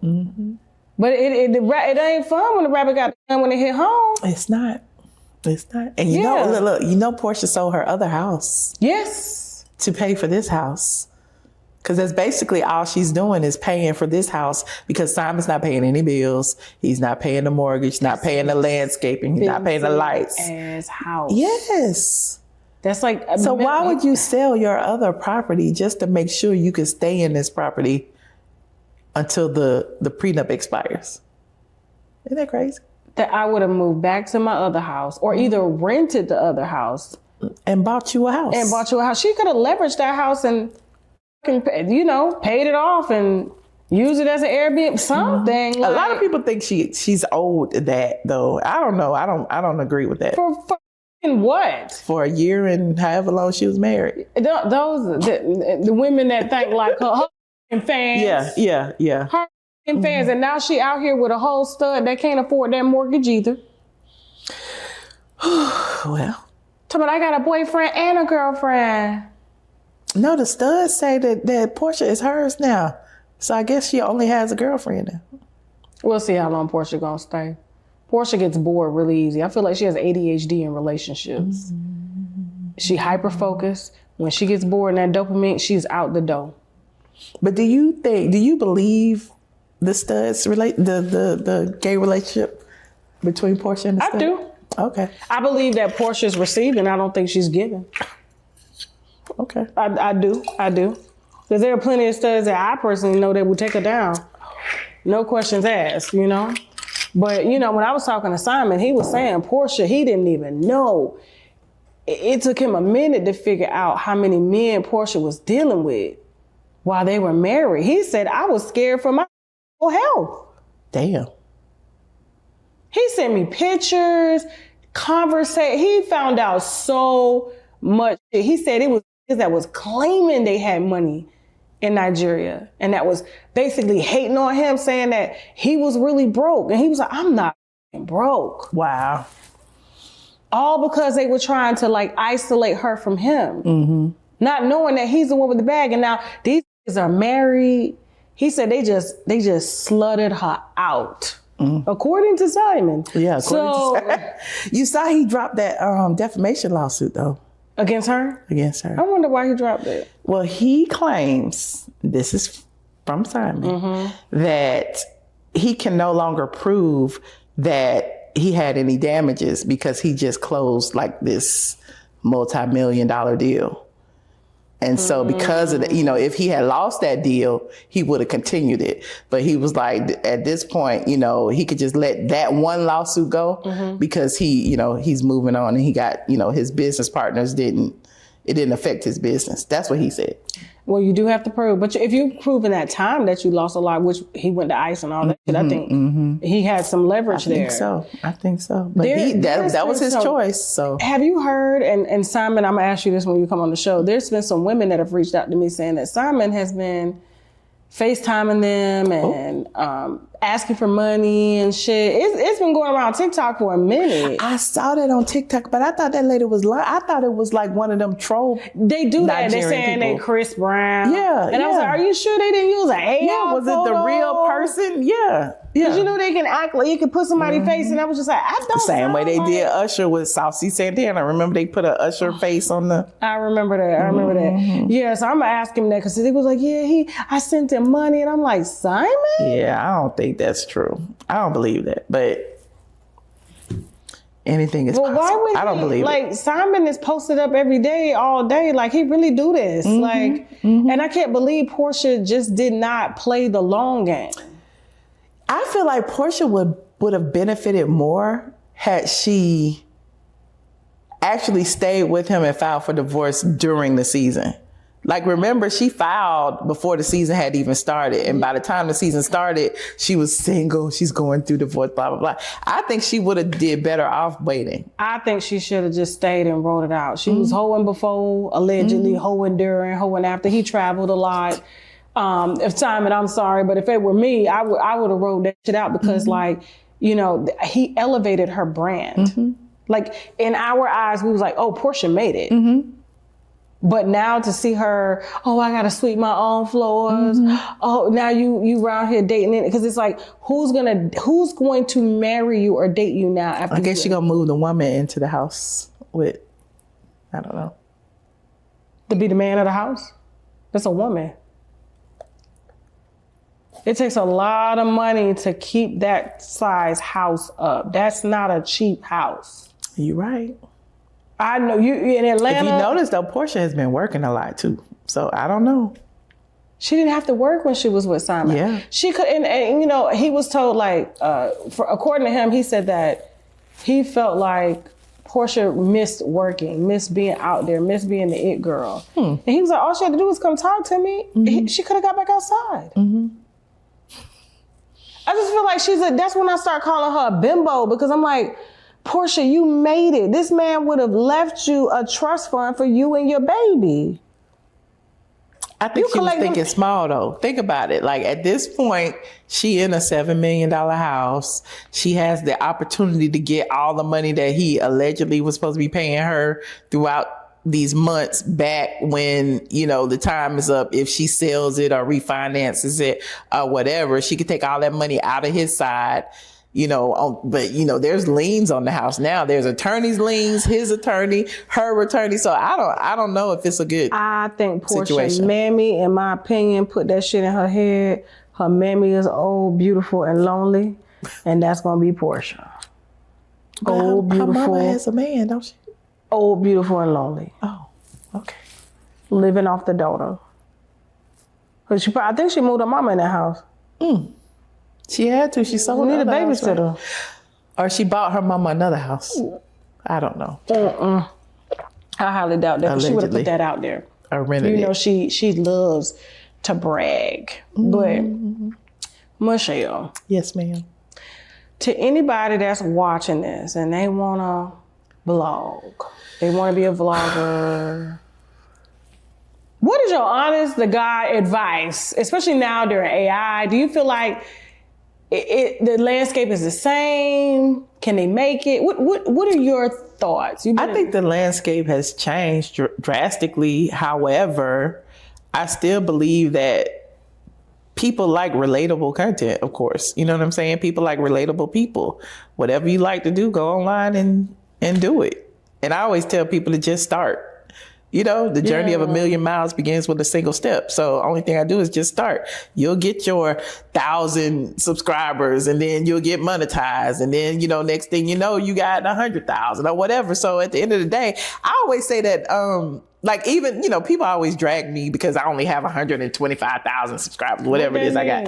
But at the end of the day, my thing is your subscriber count, but you got a million, so you don't count. But your subscriber count a lot of times don't matter. What matters is people watching your content, your impact. Okay. And you know, the views you can only have 1,000 subscribers and still get more views than somebody with 1 million. Sometimes it just depends on how you work it. So I just tell people to start. How much money have you made over your career? Oh my God. I've made millions, I must say. but I have to say also that I was smart with my investments early. Just like with the junkie situation, I owned that townhouse. I owned another house in Fairburn. I own the house that I'm in now. I own another rental. So I own rental properties. And then, you know, I sold a few. And then when I sold them, you know, they were worth triple what I paid for them. So, you know, stacking paper is easy when you got real estate. And I always tell people, buy a house, you know, even if, you know, you feel like, you know, you're not ready yet. I feel like the key to wealth is to buy something, whether it's a little apartment, a little house, your first starter home, you know, you're going to make some money. So, yeah.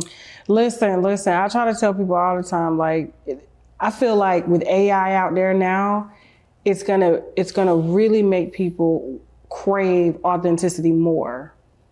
Who's gonna want to listen to a robot all day? Right. They're gonna want to connect. It's like COVID when they tried to separate us.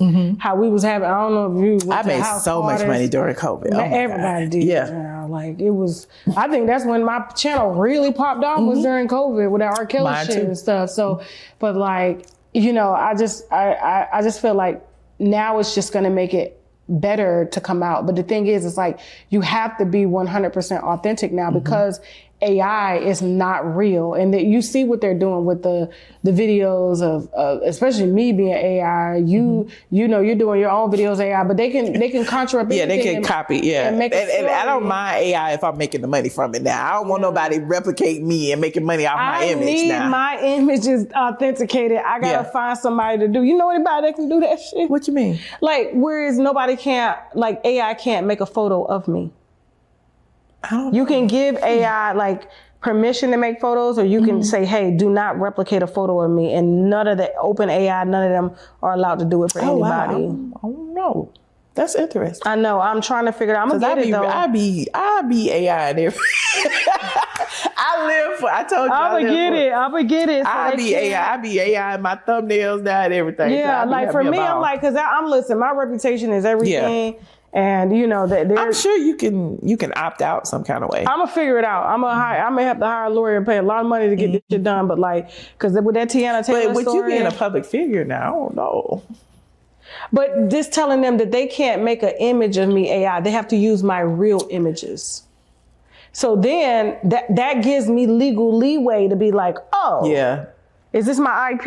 Yeah. Now we playing. You know what I'm saying? Yeah. So it gives me just legal leeway, because now it's like some of the AI images look just like me. Yeah, I'm like, they do. Mm-hmm.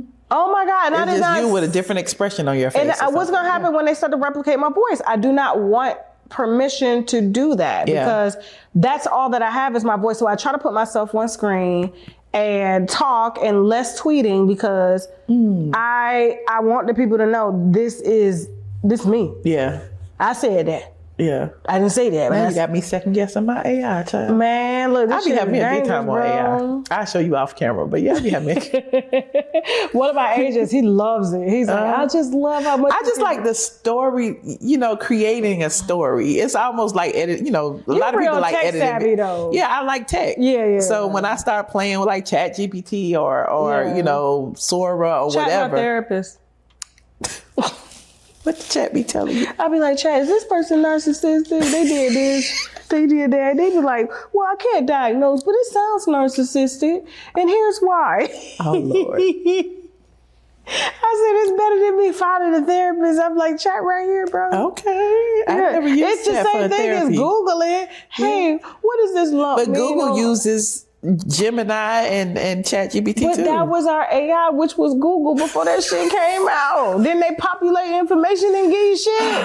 Bro, Here's one thing I know for sure is that technology is never going to stop growing. Like, you can think about how back in the day it was MySpace, or it was Facebook, and then it was, Instagram, and then it's, Twitter. But at the end of the day, it's never going to stop. So I feel like we should embrace AI some kind of way and figure out how it can benefit you in your business, and how it can make things easier for you. You understand what I'm trying to say? There's a lot of like, you being you is one thing, but also using AI to kind of compliment you being you. I feel you. Because there's some shit like, my thing is a system automation. I want more system automation. I use a lot of people to do, like when people get mad at me, I have celebrities hit me like, you posted this, and I'm like, what the fuck are you talking about? I don't know, because my team runs that shit, but like being able to help them to automate more, because like sometimes they be having like issues or they forget shit, and I'm like, you forgot to do this, so now we're going to be down 60% revenue because you forgot something. So having AI to come in and make sure that all, I's are dotted, T's are crossed, we ain't catching no lawsuits, y'all using allegedly, y'all using according to, you're citing sources, like giving people credit. That's what I would love to use AI for, which is making sure that we stay compliant. Yeah, because boy, they be trying to come for me.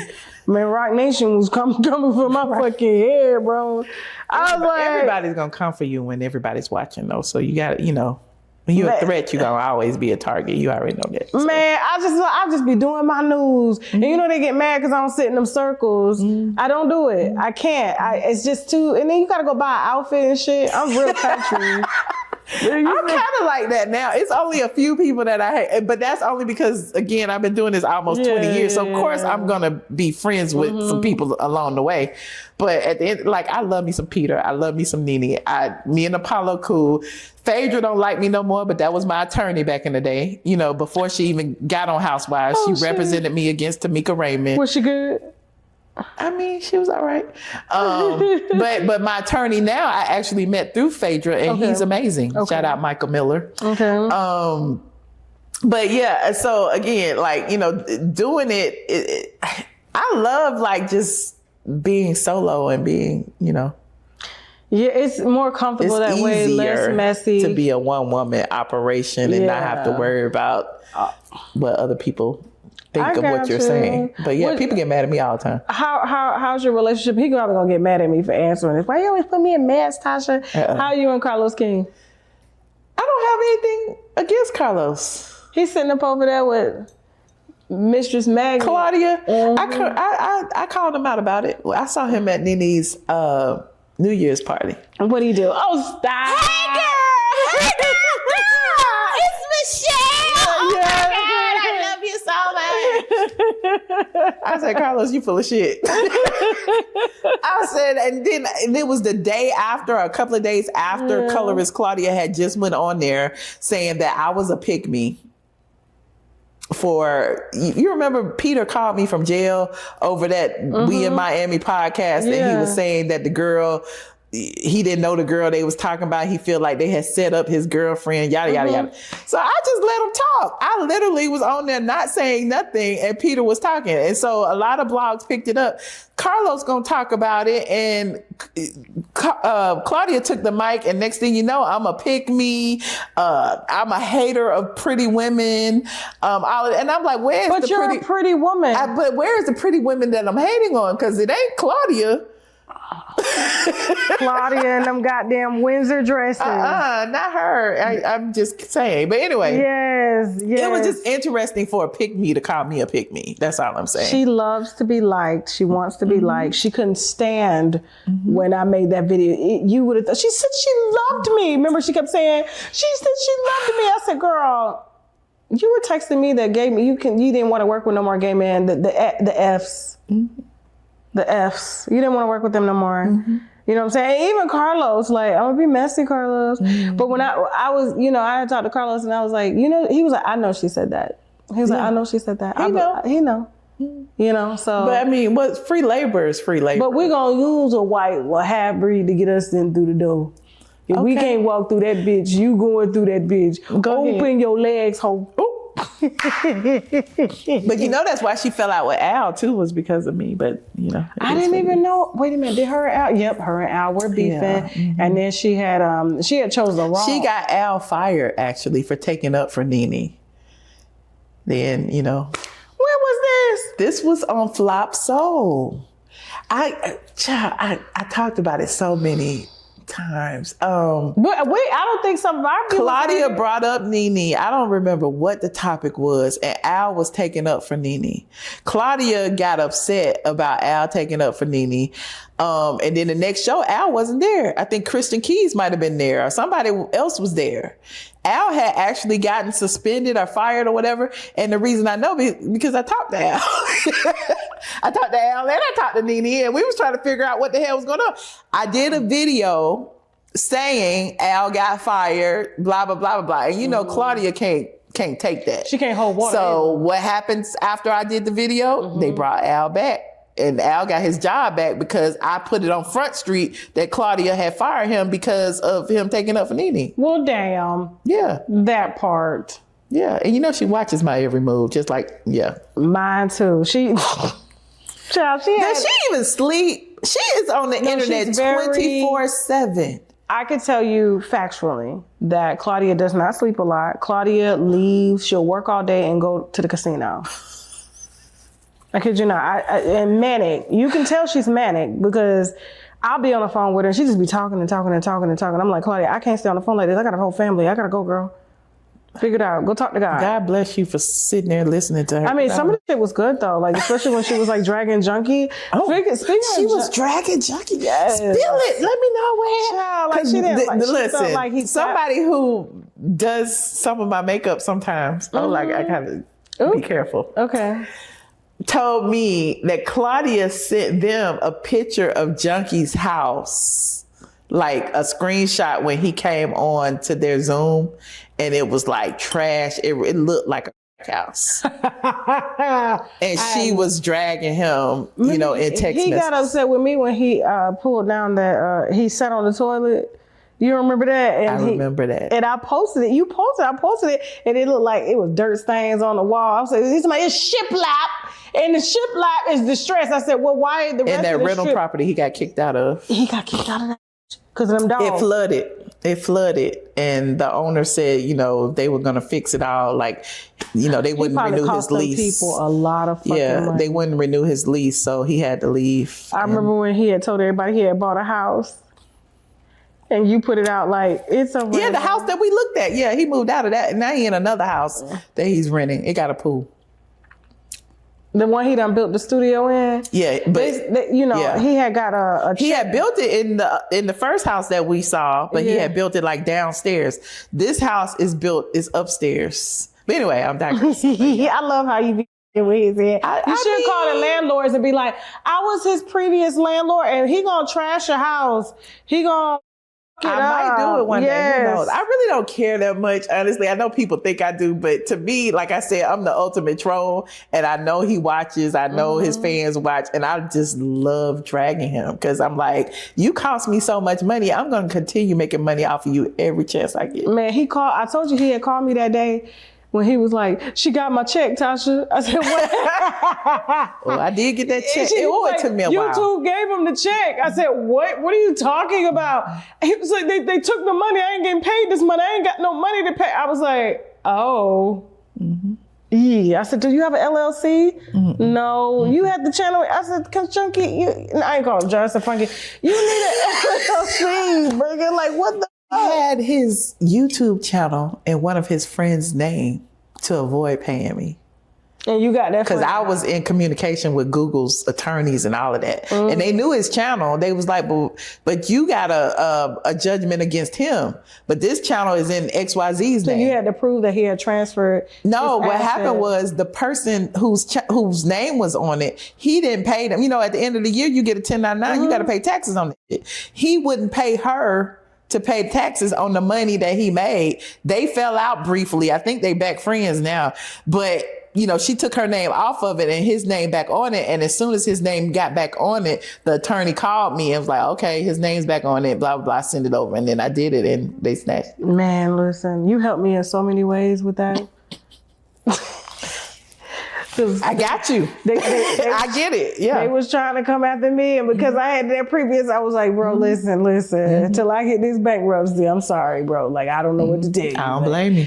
I don't know what to tell you. But thank you, Michelle. Listen, thank you so much. I appreciate it. But what do you think about his unfortunate situation? Which situation? Junkie, that he has prostate cancer. Does he? You don't think he got prostate cancer? You think it's a victim ploy? I do. Ooh. I think it's a grift. I think it came out right after the Tamar situation. Right after Mendici said, I want to see you. All of a sudden you got cancer. Now you want this sympathy because everybody's like, you ain't going to respond to Mendici's, but you drag all these women every day. As soon as a man confronts you, now you... Oh my so you God. really don't think, you think he lied? That's kind of low to lie about something like that. If he did, I don't know. Well, my Patreon member, shout out to my Discord, told me that he said something about he's not getting treatment. And they told his doctor said something about they were just going to watch it. I'm like, first of all, my mama has cancer. Okay. I love my mama. I love you. And we've been going through this for almost a year and a half now. I know what cancer does. Cancer grows. You don't just watch cancer. What they gonna watch it do? Grow? That doesn't even make sense. So him saying that to his audience, to me, was like an out. Like, I'm good. They just gonna watch it for now. Now he's live in the morning and at night. He gotta pay for the and maybe he want to buy a house. I don't know. But he doesn't own anything. How can you be in this game this long and not own anything? Never. The dealer owns it. The dealer owns it. I just live for the fact that, his junkie bunch always come from me. Oh, he surpassed you. Just like he tells them, y'all, that's why y'all work 9 to 5, you little bitter bitches. You think I'm jealous of you. I tell the junkie bunch, y'all too. Absolutely. You're some bitter bitches. And if you let that talk about how funky fish smelling y'all are, bitch, don't come up over here with that shit. Stay over there with that nose running the whole goddamn screen. Sometimes he be licking his snot. I don't think he can hold his bowel. He might have prostate cancer. He can't hold his boo-boo. But the prostate somewhere else. That's not the boo-boo. That's in the boo-boo. That's the prostate is in. That's what they massage. I thought it was in the gay man. The front part. It's in the back part. It's in the booty. Okay. Yeah. Well, he can't hold his boo-boo. He always got to go boo-boo all the time. So maybe he does. I don't know. Sorry to that man. I don't know what to say. What y'all want me? Here's the thing, and I said this before too. Like, I have no sympathy for Junkie Dineva and his cancer journey. None. Damn. And I probably should. Okay. I don't know. Yeah, it's all right. That's cool. I probably should, but I don't, because when we were cool, there was another blog. You know, like I said, I used to hang out our bloggers, Nicole Bitchy blogs, and blah blah blah. Yeah. And there was a blogger named ATLien. Her real name was Tara. She had got diagnosed with breast cancer. Oh, man. And so throughout her journey, I was right there with her. I love me some Tara. And she passed away, right? But when I was going to the hospital to visit her a lot of the times, Junkie would call me, "What you doing? Da, da, da, da, da. I'm going to see Tara today," whatever. And he was like, "That bitch ain't dead yet." That came out of his mouth. And so when somebody came to me, and I said this on the live, when somebody came to me and asked me about him, that was when I found out that he said he had cancer. I'm like, fuck him and that cancer. He don't give a fuck about nobody else. That's how I felt. And I still feel that way, because ATLien passed away. She's gone now. She died of cancer. We was there. What did she do to him? Nothing. She was so sweet. She was such a nice person. And we used to go, he used to go out to eat with us, you know, because we used to all go out to lunch, dinner, whatever. Yeah. And so that's why it was just interesting to me that, you know, if you have no empathy for anyone else, why should people have empathy for you? That's how I feel. Insane. And I don't even wish bad on him. Whatever his karma is his karma. He got to deal with that. He got to get up and I just know that he is a very disturbed individual. People thought that we hung out, and I was like, no. We have, there's some friends of mine that I love dearly, and he's associated with them, but he's not as close to them as I am. Carlos is close to them, but not him. And I remember when he found out that we were like close, like he was so mad. He couldn't contain himself at the table. It was when he had got on the internet. We're not friends no more. I was like, well, when were we ever friends? But wait a minute. Did he fall out with you because you apologized to me? Like, what was the fallout? It was Flame Monroe. He got upset. Oh. Yeah. Because I was in LA and I was doing a bunch of interviews, and Flame Monroe, he had just talked about Flame Monroe. Well, Flame Monroe had got called by Claudia, her messy ass, to come sit in the seat. He said on Fox Soul that Flame Monroe would never sit over here. He sure Soon did. as he quit and tried to sabotage the show, Claudia called Flame Monroe to come sit on the show. It was like, I thought you said, and then Flame was like, I thought you said I wasn't gonna sit up over here. Here I am. So they started beefing. So I had already had an interview set up with Flame. So I was just like, hey, well, since it's trending, you want to talk about it? I said, I am associated with you. Do you want to? No. I love Flame. I love me some Flame Monroe. Flame said no. I don't want to do it. I was like, are you sure? No. I was like, well, listen, because I'm associated. I know how sensitive he is. Let me just make a call. Funky, I ain't doing I was just like, he's like, see, I told you that ass nigga would get on the internet and talk all that shit, but as soon as it's time to stand on business, now he want to hang up the goddamn phone, load up this live. Flame went live. Oh, that bitch can't be trusted. I always felt like I could never trust her with my information. Bitch, what? Do you know the shit I know about you, my and you trying to make it seem like, oh, she falls out with everybody. Yeah, I fell out with all of y'all. I was on the wrong goddamn team. All of them are junkies.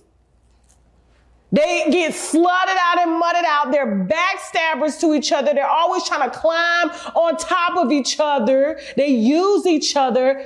Fuck out of here. And my platform has surpassed all them bitches. Clock it. Right. I'm like, what?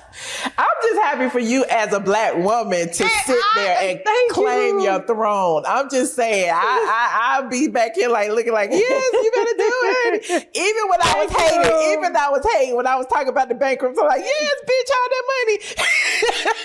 Yes, bitch. Yes, bitch. My lawyers had it. I didn't have it. I'm just like, yes, do what you gotta do. You know what I'm saying? You see my lawyer advertise with me on the show, child. Listen, shout out to Chad, man. Horn, congratulations on your new baby. But them people had done drugged me through court for years. Why did you fall out with T.S. Madison?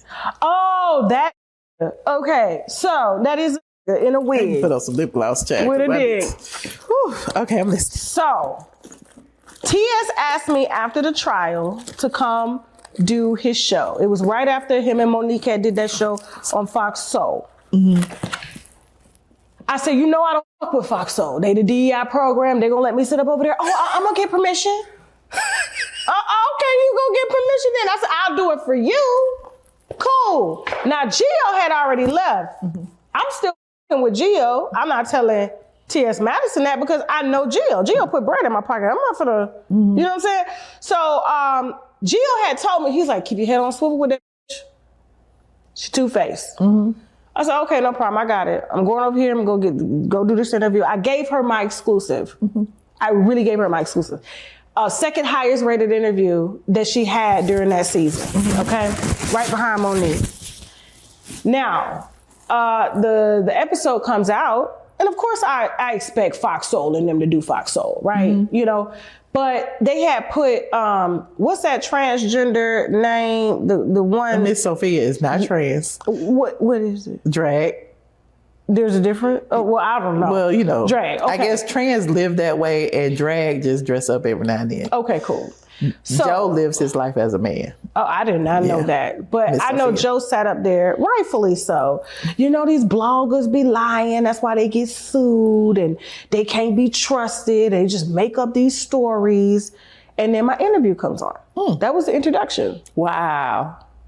So I'm postpartum now. My baby like 4 months old. I'm in the I'll never forget this now. I'm in the rocket chair. I'm breastfeeding my baby and I'm watching it. So I called Gio. I said, Gio, go watch the show. Look at this. I just shared this shit. And like it wasn't shade. It was blatant introducing me as a liar on the platform. So I was just like, that's why I shouldn't have took my motherfucking ass up over there. Gio told me, I told you, she don't like you. Mm-hmm. She does not like you. I've heard her talk about you. And I said, what? So when I saw that, I knew I'm not the type of person, I just don't believe what you say just because you fall out with somebody. I'm gonna see for myself. So then she was like, I was like, oh, okay, cool, no problem. So I called T.S. and I was like, T.S., what's up? You got a minute? Yeah, girl, what's up? I said, hey, she's like, first of all, she took over the conversation. Have you talked to Nikki? I said, Nikki who? Minaj. I said, I hadn't talked to her since I had the baby. She congratulated me on the baby. You had a number? I was like, yeah. Well, do you think I could get it? Like, she has not like reached out to me. And I said, I can't do that. I cannot give you Nikki's number. Not him asking for Nicki Minaj's phone number. Yeah, but I just haven't. It's just odd. Like, so now you see the way he's dragging Nikki is because Nikki has literally ignored that nigga since he got him to sign that NDA, him and Kaya. Listen, and then came out with Queen's Radio. So I said, never mind that. I said, so what's this I'm watching? I said, I came out there, I did you a favor. I don't do press. You know I don't do press. Because this is the reason why I don't do press. But for you to come out there, I told you to represent with me. I told you that. I said, and then you, as somebody that I know, I helped your show when Kaya quit. I helped your show. Did nobody give you views like I gave you sitting up over there while I was pregnant? So, she was like, what are you talking about? What are you talking about? I said, Miss Sophia, calling me a liar. Calling me a liar. Ain't nobody lie. I interviewed somebody, okay? I didn't call nobody no liar. So she was just like, I didn't know that. I don't even know what you're talking about. I said, it's your show. I don't see the final cut. Use a lie. Yeah. Well. I said, use a lie. I said, and for that reason, TS, me and you are done. Don't call me. Oh, no. Don't call me for a thing. I said, every time them goddamn raggedy ass, dusty ass 1988, 7 cameras and shit and switchboards go down, my up over there helping you to restore that shit. Cause you ain't got no money to fix it. He told you needed to buy new equipment. Every time something went down, Shaq, can you come over and help me? I don't know. Shaq said, you can't help that shit. You need to buy new shit. I went over there with a baby, bro, like trying to fix that raggedy. That's why the stream was coming through blurry. It's still coming through blurry to this day. Am I lying? It looked like an old webcam. It looked like an old web crack just sitting there. I don't like the PHAGs, child. They do too much for me. No, I see the clips. And so the thing is, like, after that, I said, that pissed me off because that's some fake shit. Like, now you playing in my face. And I cussed him out so bad, he didn't keep that energy. So I believe, like, because he knew I wasn't fucking with him no more, when I apologized to you, that's when that nigga lost it. That's when it was one of them that went off on you because of me. Both of them just lost that shit. Both of them just lost that mind. And I'm like, what? Like, at the end of the day, I don't even know T.S. Madison for him to have so much vitriol you're not missing against nothing. me. No. I'm just saying for him to have so much vitriol against me because what? Because I helped Kaya for the... As you should. Right. Right, woman. Right. Kaya didn't know. Anyway, I'm not going to even go there because, you know, Kaya may feel a ways about me, whatever. But at the end of the day, all of that stuff that was going on, Kaya had no clue that T.S. Madison was making money on the site. None of that. I know she did. Like, she was clueless. So just like I told you in the beginning of this, like, I like helping people. Like, I wasn't getting no money from it. I wasn't getting no benefits from it. At the end of the day, this is how you do this. It's enough room on this internet for everybody. Start your channel. Get your money, get your super chats, do what you do. And that's the extent of it. T.S. Manhas was so pissed off at me because that money walked. Everything is allegedly, even my name is allegedly. Yes, the Everything is Allegedly tour all-day experience is officially on sale, okay? Now, you know we just not showing up for a little show and then go home, okay? Y'all know we spilling wine all day. If you came to DC, then you already know what it is. Now, the experiences kick off at 2 p.m. with different events, great conversation with winos, plenty of networking and mixing mingle opportunities, okay? We sipping together. Now, doors open at 5 p.m. Then it's time for me and my people to hit the stage, all right? I know y'all been waiting on this to be announced. I have too. I am super excited and I cannot wait to let y'all see what we got in store for y'all, all right? So come laugh, sip, gossip, and experience all of that with me on the Everything is Allegedly tour all-day experience. Tickets available right now on TashaKOnStage.com. That is TashaKOnStage.com. Man, that was a lot to remember. Damn. Y'all better bring y'all ass out for real. That was a lot to memorize. All right, I'm out. And if you're a TashaKLive.com member, you got to go to TashaKLive.com to get your discount code, okay? Because y'all VIP. Y'all know what it is. Out the door when Kaya left. You know what I'm saying? And I'm like, nobody what? watched. That's why I had to go up over there and help. Nobody watched. But I'm like, but I didn't know, and this is so crazy. At the time, I didn't know him and Junkie were as good friends as they were. And later, I found out that was probably the reason why TS has gone so hard on me all this time. Because I wasn't the only one blogging about them. Everybody was. Yeah. Everybody was. And remember, there was a blogger that said they were going to buy the domain or whatever. And that's when I found out T.S. Manhas had already done all that without Kaya's name, had already gotten a trademark without Kaya. So that's what he got pissed off about, because I am a blogger. Like I told you earlier, I deal with receipts, court documents, all of the above. So what you mad at? The truth? What Kaya say? Leave them punks alone. Keep them out your house, bro. Listen. Listen, and you know, there was another reason. TS tried to inadvertently get Kaya to sign to Nicki Minaj. Ooh. Why would you try to get Kaya, a female rapper, who kind of inadvertently paved the way a little bit for Nicki to be able to rap provocatively? And Kaya don't trust nobody. Yeah. And it got to the point, like, even with me, like me and my friend Josh, you remember we would support Kaya every Monday. Yes. Every Monday we would support Kaya. She was out there doing Kaya's team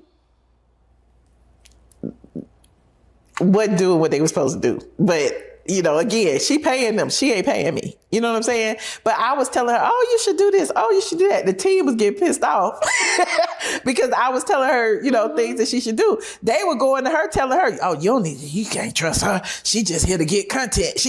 Don't trust her. And then Kaya started taking their word for it because that's her team. Yeah. You know what I'm saying? Then next thing you know, I'm public enemy number one.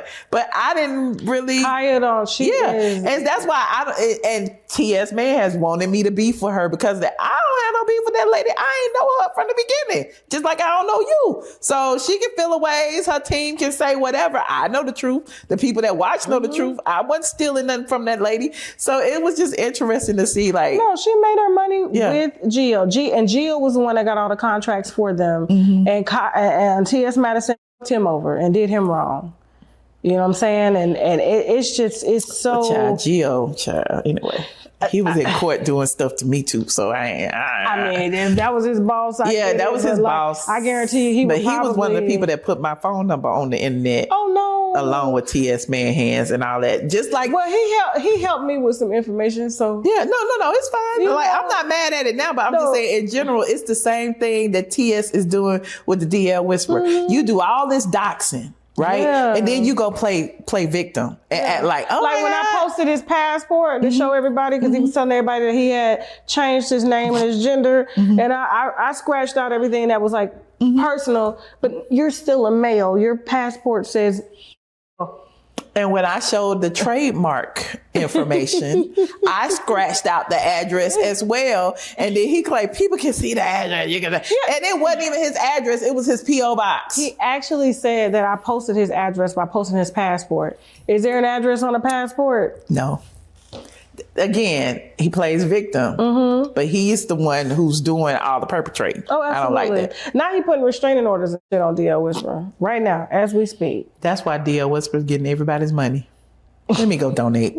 I'm gonna go donate to him. I love him. I told DL he was supposed to sit down with me tonight, but he got all this court shit and stuff like that. So I just told him, I said, listen, I helped him get his Instagram back when they took it down. Good. I sure did and will. And I follow all his channels. Yes, I do. Yes, I do. Because somebody need to check these motherfuckers. And I'm glad it's one from their own. And why they mad? I don't understand. Because he putting their motherfucking ass out. But even like the regular gays, not just the DL, like everybody mad at. What you mad at him for? Because they just jealous. He in the spotlight. That's all. And I think that's what it is. And he's good at it. He just sit there. All my good gay friends though, they live for him though. Yeah, it's the. Yeah, you know, the older gays live for him. It's the younger gays that feel the ways because I don't know what it is. I just want him to stay focused. He is emotional because I interviewed him before. He went off on my team. I said, my team don't even do nothing. They sent me down to a restaurant and I'm hot and it's on the beach. And I was like, we send all our guests to a restaurant when you get off the plane. I just wanted to come get off the plane and come talk to you. I said, well, we had other people sitting down. And can we talk about the DL Whisperer for a second? Yes. What about the Claudia situation? And T.S. Madison calling out Claudia for liking stuff on the DL Whisperer's page. About him. T.S. Madison meaning him. And then Claudia in the DL Whisperer's DMs, even after colorist Claudia goes and issues an apology. So she issued an apology on her platform that don't nobody watch. Right? The T.S. Man Hands. And then she in the DL Whisperer's comments after that. Like, girl, you just you are a messy Karen. Very, very. And I'm glad he called her out about that. I really am. Yeah, they all be in his DM. Everybody, the industry is in his DM. He's clocking. His interview did well on my platform. Yeah, it did. I watched it. I think he's sitting there like close to 400,000 right now. And I'm gonna platform his ass again. Do it. I promise you. Like when I saw him like tell Charity Boo, I will beat your ass by Tasha K. Okay. I was like, All the Go ahead. They don't like women. And I don't understand how women support them. The cherries, the T.S. Man. I don't understand what women see in them. Insecurity. They're insecure. It's gotta be. Why? Because you like their wigs? Insecurity. It's such a deep level of insecurity. Like, I can respect a human being. And that's why I don't usually call them trans men or trans women. It's just trans people, okay? I don't think they deserve to be or hidden or, used. But I do think, like, you get a little saucy with a bitch that done gave her life to have you. I'm gonna have a nigga on your head, because you a nigga at the end of the day. Yeah. Don't think you finna overstep your boundary and think you finna disrespect me. And then you wanna holler, oh, this is trans hate. You know, I hate you. I don't like that. I told him, I said, you keep around, I'm gonna start lobbying and getting laws passed on you. You put your hands on a woman, you disrespect me, you make me feel unsafe. God damn it, I'm going to the records on your ass. And they always online arguing and have all this anger towards women. But not that won't walk them through the front fucking They're saying door. they want the smoke. They ignore them. Oh, I'm the victim. I'm going to the police. I just interviewed India LaFay yesterday. Hold on. India LaFay. I don't know why my phone went dead. Maybe it's dead. I don't know. Who knows? But I was going to show you a picture. India LaFay is a very famous trans person. And I told her yesterday, I was like, hey, because I respect her pronouns, because she hasn't done anything to me. Very, very vibrant person. I said, be careful with T.S. Madison. But I love him. I said, be careful, because you have something that he doesn't have. You have charisma, and you really genuinely love women. And you're charismatic, and I'm platforming you. I know, but I love my girls. I said, but that one's different. He's reached out and showed support because he's jealous. Like, it's like, let me touch and let me say, let me watch. I said, but if you see, you gonna notice, you gonna watch. But the difference is, it's like, she lives authentic, and she advocates for women. She'll even start talking to her man boys like, bitch, listen, I will beat a nigga in the ass. Keep playing with me. You think you finna? But I guess I'm saying this to say, like, D.L. Whisper was calling out India LaFay. India LaFay was living, I think, somewhere up north, if I'm not mistaken. She told D.L. Whisper, I'm coming to see you, and I want you to keep that same energy. She said she slid down here, told D.L. Whisper, name a spot. I'm in your city. I'm moving. What's up? I'm here. Said this nigga ran somebody. He going to the police. She was like, well, that's it for me. Like, I done been in jail 6 years. I'm not going back. This the one with the tattoos? Yes. Oh, the tattoos. Okay. Yeah. And they look so pretty. I'd never seen a person, because the way she glitters herself up. She was just like, but that's the problem. Like, I really do this. I really fight this. And I fight that fight women. Like, you think you finna come out here, but I was like, I think they would get along because they're on the same team, but it just so happens like D.L. Whisper had took a video and made it seem like she was against women, but she's not like that. Okay. She loves women. She's like, D.L. was on my page saying this, saying that. So I was just literally naming the comments of the women that were dragging me. Like, what the fuck you doing up over here? I don't want your nigga. I don't want them niggas. The niggas is too rough, they too aggressive. I date white men. I don't want them. Like, and so D.L. Whisper took the video and made it seem like, she was dragging women. He was like, that's not what it is. So he was like, when I see you, I'm slide on you. They all like that.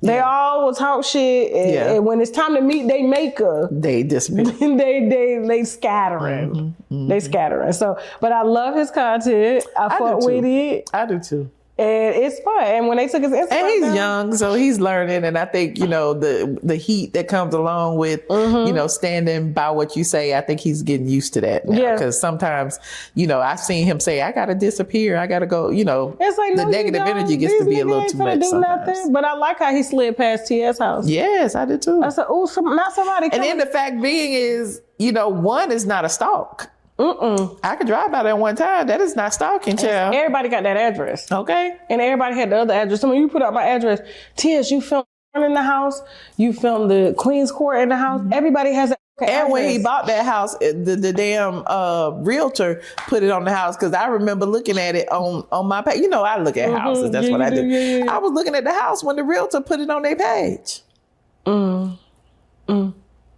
That part. So it was nasty inside. I believe it. Nasty. He's nasty. He look like he stank. Anyway.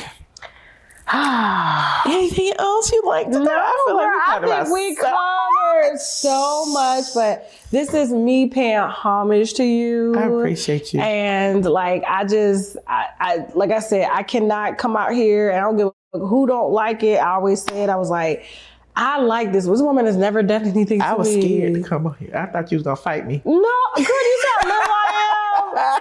I don't know. Little people be fighting too. I be trying. I'm just saying. What the I told my friend I can run. That's why I want his jogging suit. I would never. I was so excited. I was like, oh, hey, I'm in Atlanta. Get Michelle. So I told my team, I was like, Rita, what's your number? So yeah, I'm so excited that you did this, and everybody needs to follow you. When I tell you, like for me, a lot of times I can't put out the receipts because it'll make it obvious how I got them.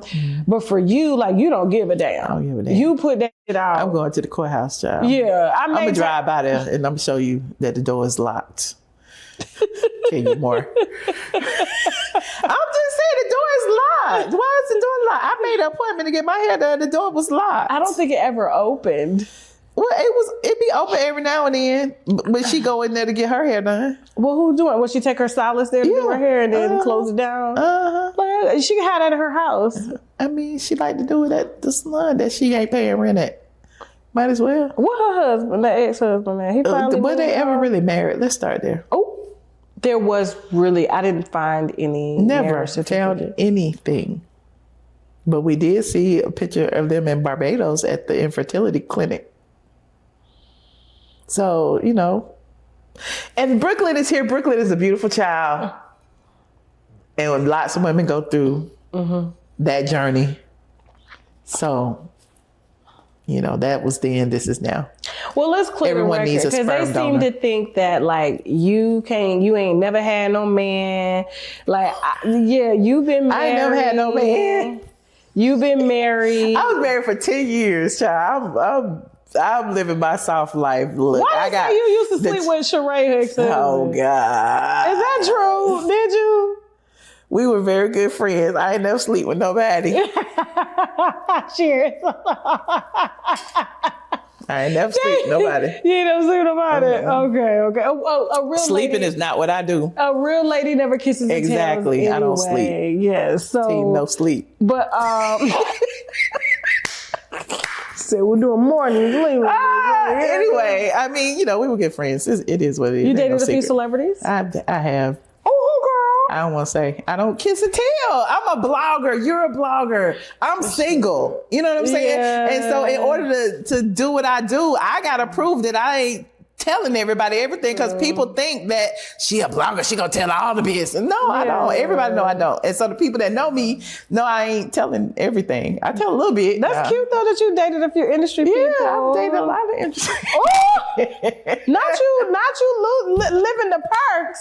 They know who they are, but it is what it is. They live in the perks. Listen, you got any children? No, I don't have any children. Okay. Unfortunately, I didn't. Did you want kids? I did. Okay. I did. I had issues. You know, I had fibroids and went through all of that journey and having myomectomies and stuff, and it just never happened for me. Oh man. So I should have sold some babies though, for real. I stayed pregnant by my husband, for real. I dropped a few of them off at the clinic. I'm glad I didn't have any. Why is that? Man, it is a lot. If I had been connected to my ex-husband through a child, I probably would have went crazy. I'm so glad that I was able to do a clean break. Yeah. Like, we was married for 10 years. 10 years is a long time. A lot of people don't make it 10 years. Yeah. But, you know, I'm just glad, you know. Yeah, 20 years. He's out of my life and I didn't have to see him anymore. And, you know, it is what it is. But I was thinking you was thinking because of the kids. Because, man, listen, I got two. I got a 19-year-old. And I just pray every day when I get on the phone with her, what is it going to be like today? Well, I got nieces and nephews. She's going to cuss me out? What's going on? Like, you just never know with children. And then you got an adult. But she don't act like it. She don't. I can't believe she's 19. She is 19. I started this when she was 11. Yeah, well, yeah, the YouTube channel when she was 11, but I started in radio when she was 6. Wow. 5 or 6, yeah. So it's all she knows. Yeah. So, but like, she angry with me right now. What you do? I won't pay for college. Oh. Why? You got the money? I know. I got it. But you just wanted to work for it? I want her to work for something. Okay. And that's not a bad idea. Yeah, I want her. Because I got some nephews that didn't work for shit, and I'm kind of pissed off at them right now because she thinks I don't love. She's like, you're sabotaging me. I'm like, I'm not. It's just that I want you to feel what it feels like to work for something and earn it. And then I told her, I said, bring me a degree, I'll pay for it. Mm-hmm. But I want you to feel it. I want you to go to school, go to work. And, I was talking to Anton Daniels yesterday, and he's different with his kids. He's like, I just want my kids to just be kids. I'm paying for everything. And I'm like,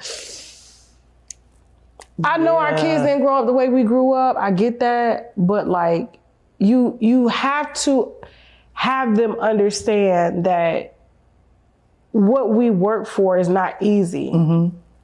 And if something happens to me, God forbid, how would you take care of yourself? So, her and my mom right now really going in on me. My mama cussed me out this morning. I was like, well, Mom, listen. She was like, I can't believe, you won't. And it's like, but Mom, you didn't help us. I don't think there's a right or wrong answer. I think whatever's best for you is best for you. But at the same time, sometimes you want your kids not to work as hard as you had to work. She don't have, all she had to do was go to school. But she got to pay for it or find a way to pay for it. But the thing is, we had it set up to where she worked for our company. She made good money. Mm-hmm. And she wouldn't even do that. She would take off 10 days and go fly around, go see her friends. Well, I can't defend you. Yeah. I can't. And then it's like, we just lost revenue behind you, and I got other team members I would never let do that. So we let it go on, but it was just like, we are enabling her entitlement. Mm-hmm. She feels entitled. She can come and go when she want. Mm-hmm. She can do what she want. And we didn't have a solid, I tell you this, and I know my daughter's gonna watch this, and my mama too, but if my daughter just was consistent at something for 1 year, mm-hmm. at least 1 year, I would say, okay, I would help. But she's so indecisive, and college is an investment. Mm-hmm. And I'm like, you wanna go to the college where your friends are, but you got this college that accepted you, but you're waiting on this one because you want to be with your friends. And I feel like that is going to be her demise a little bit, because when it comes to college, and it's like, but you're not going to waste my money. I'm like, hey, the federal Pell Grant is giving out loans every day, all day. Every day. And I'm like, I shouldn't have to go. And I'm just like, you shouldn't have to do a lot of things, but it's I'm going by your track record. Mm-hmm. So, and my mom, she went off on me this morning. And I apologize, Mom, for yelling at you. I ain't mean to yell at you. I don't yell at you, but she was like, what'd she say? I just cannot believe you will not help her and you got the money. I said, Mom, it's not that. I want to help her. I do. But am I helping her? Yeah, are you helping her? Because at the end of the day, how is she going to learn to fish if you keep giving her? I give her I said, this girl ain't want for nothing. Mm-hmm. I said, Mama, I left your house when I was 18 years old. I've been working since I was 14. Yeah, you ain't never asked me for nothing. That's exactly, Mama, I'm in a position, I'm not the type of person that just give our money to my family, because mm-hmm. I'm like, y'all better call me when it's time to pay for funerals or when y'all kids in the hospital or something. I'm not finna I had my uncle call me the other time, give me $50. Well, how I'm finna send $50? You got cash app? Nigga, I don't use cash app. What the fuck? But that's how I prepare. When you really need me to come through, mm-hmm. I'm there, but I'm not finna just, that's mm-hmm. not me, mm-hmm. But I just told her, I was like, and I yelled at my mom. I was like, I said, Mama, you ain't do shit for us. And I said, I ain't doing shit. I said it was like I was just tired of the lectures and the yelling at me. And I get it.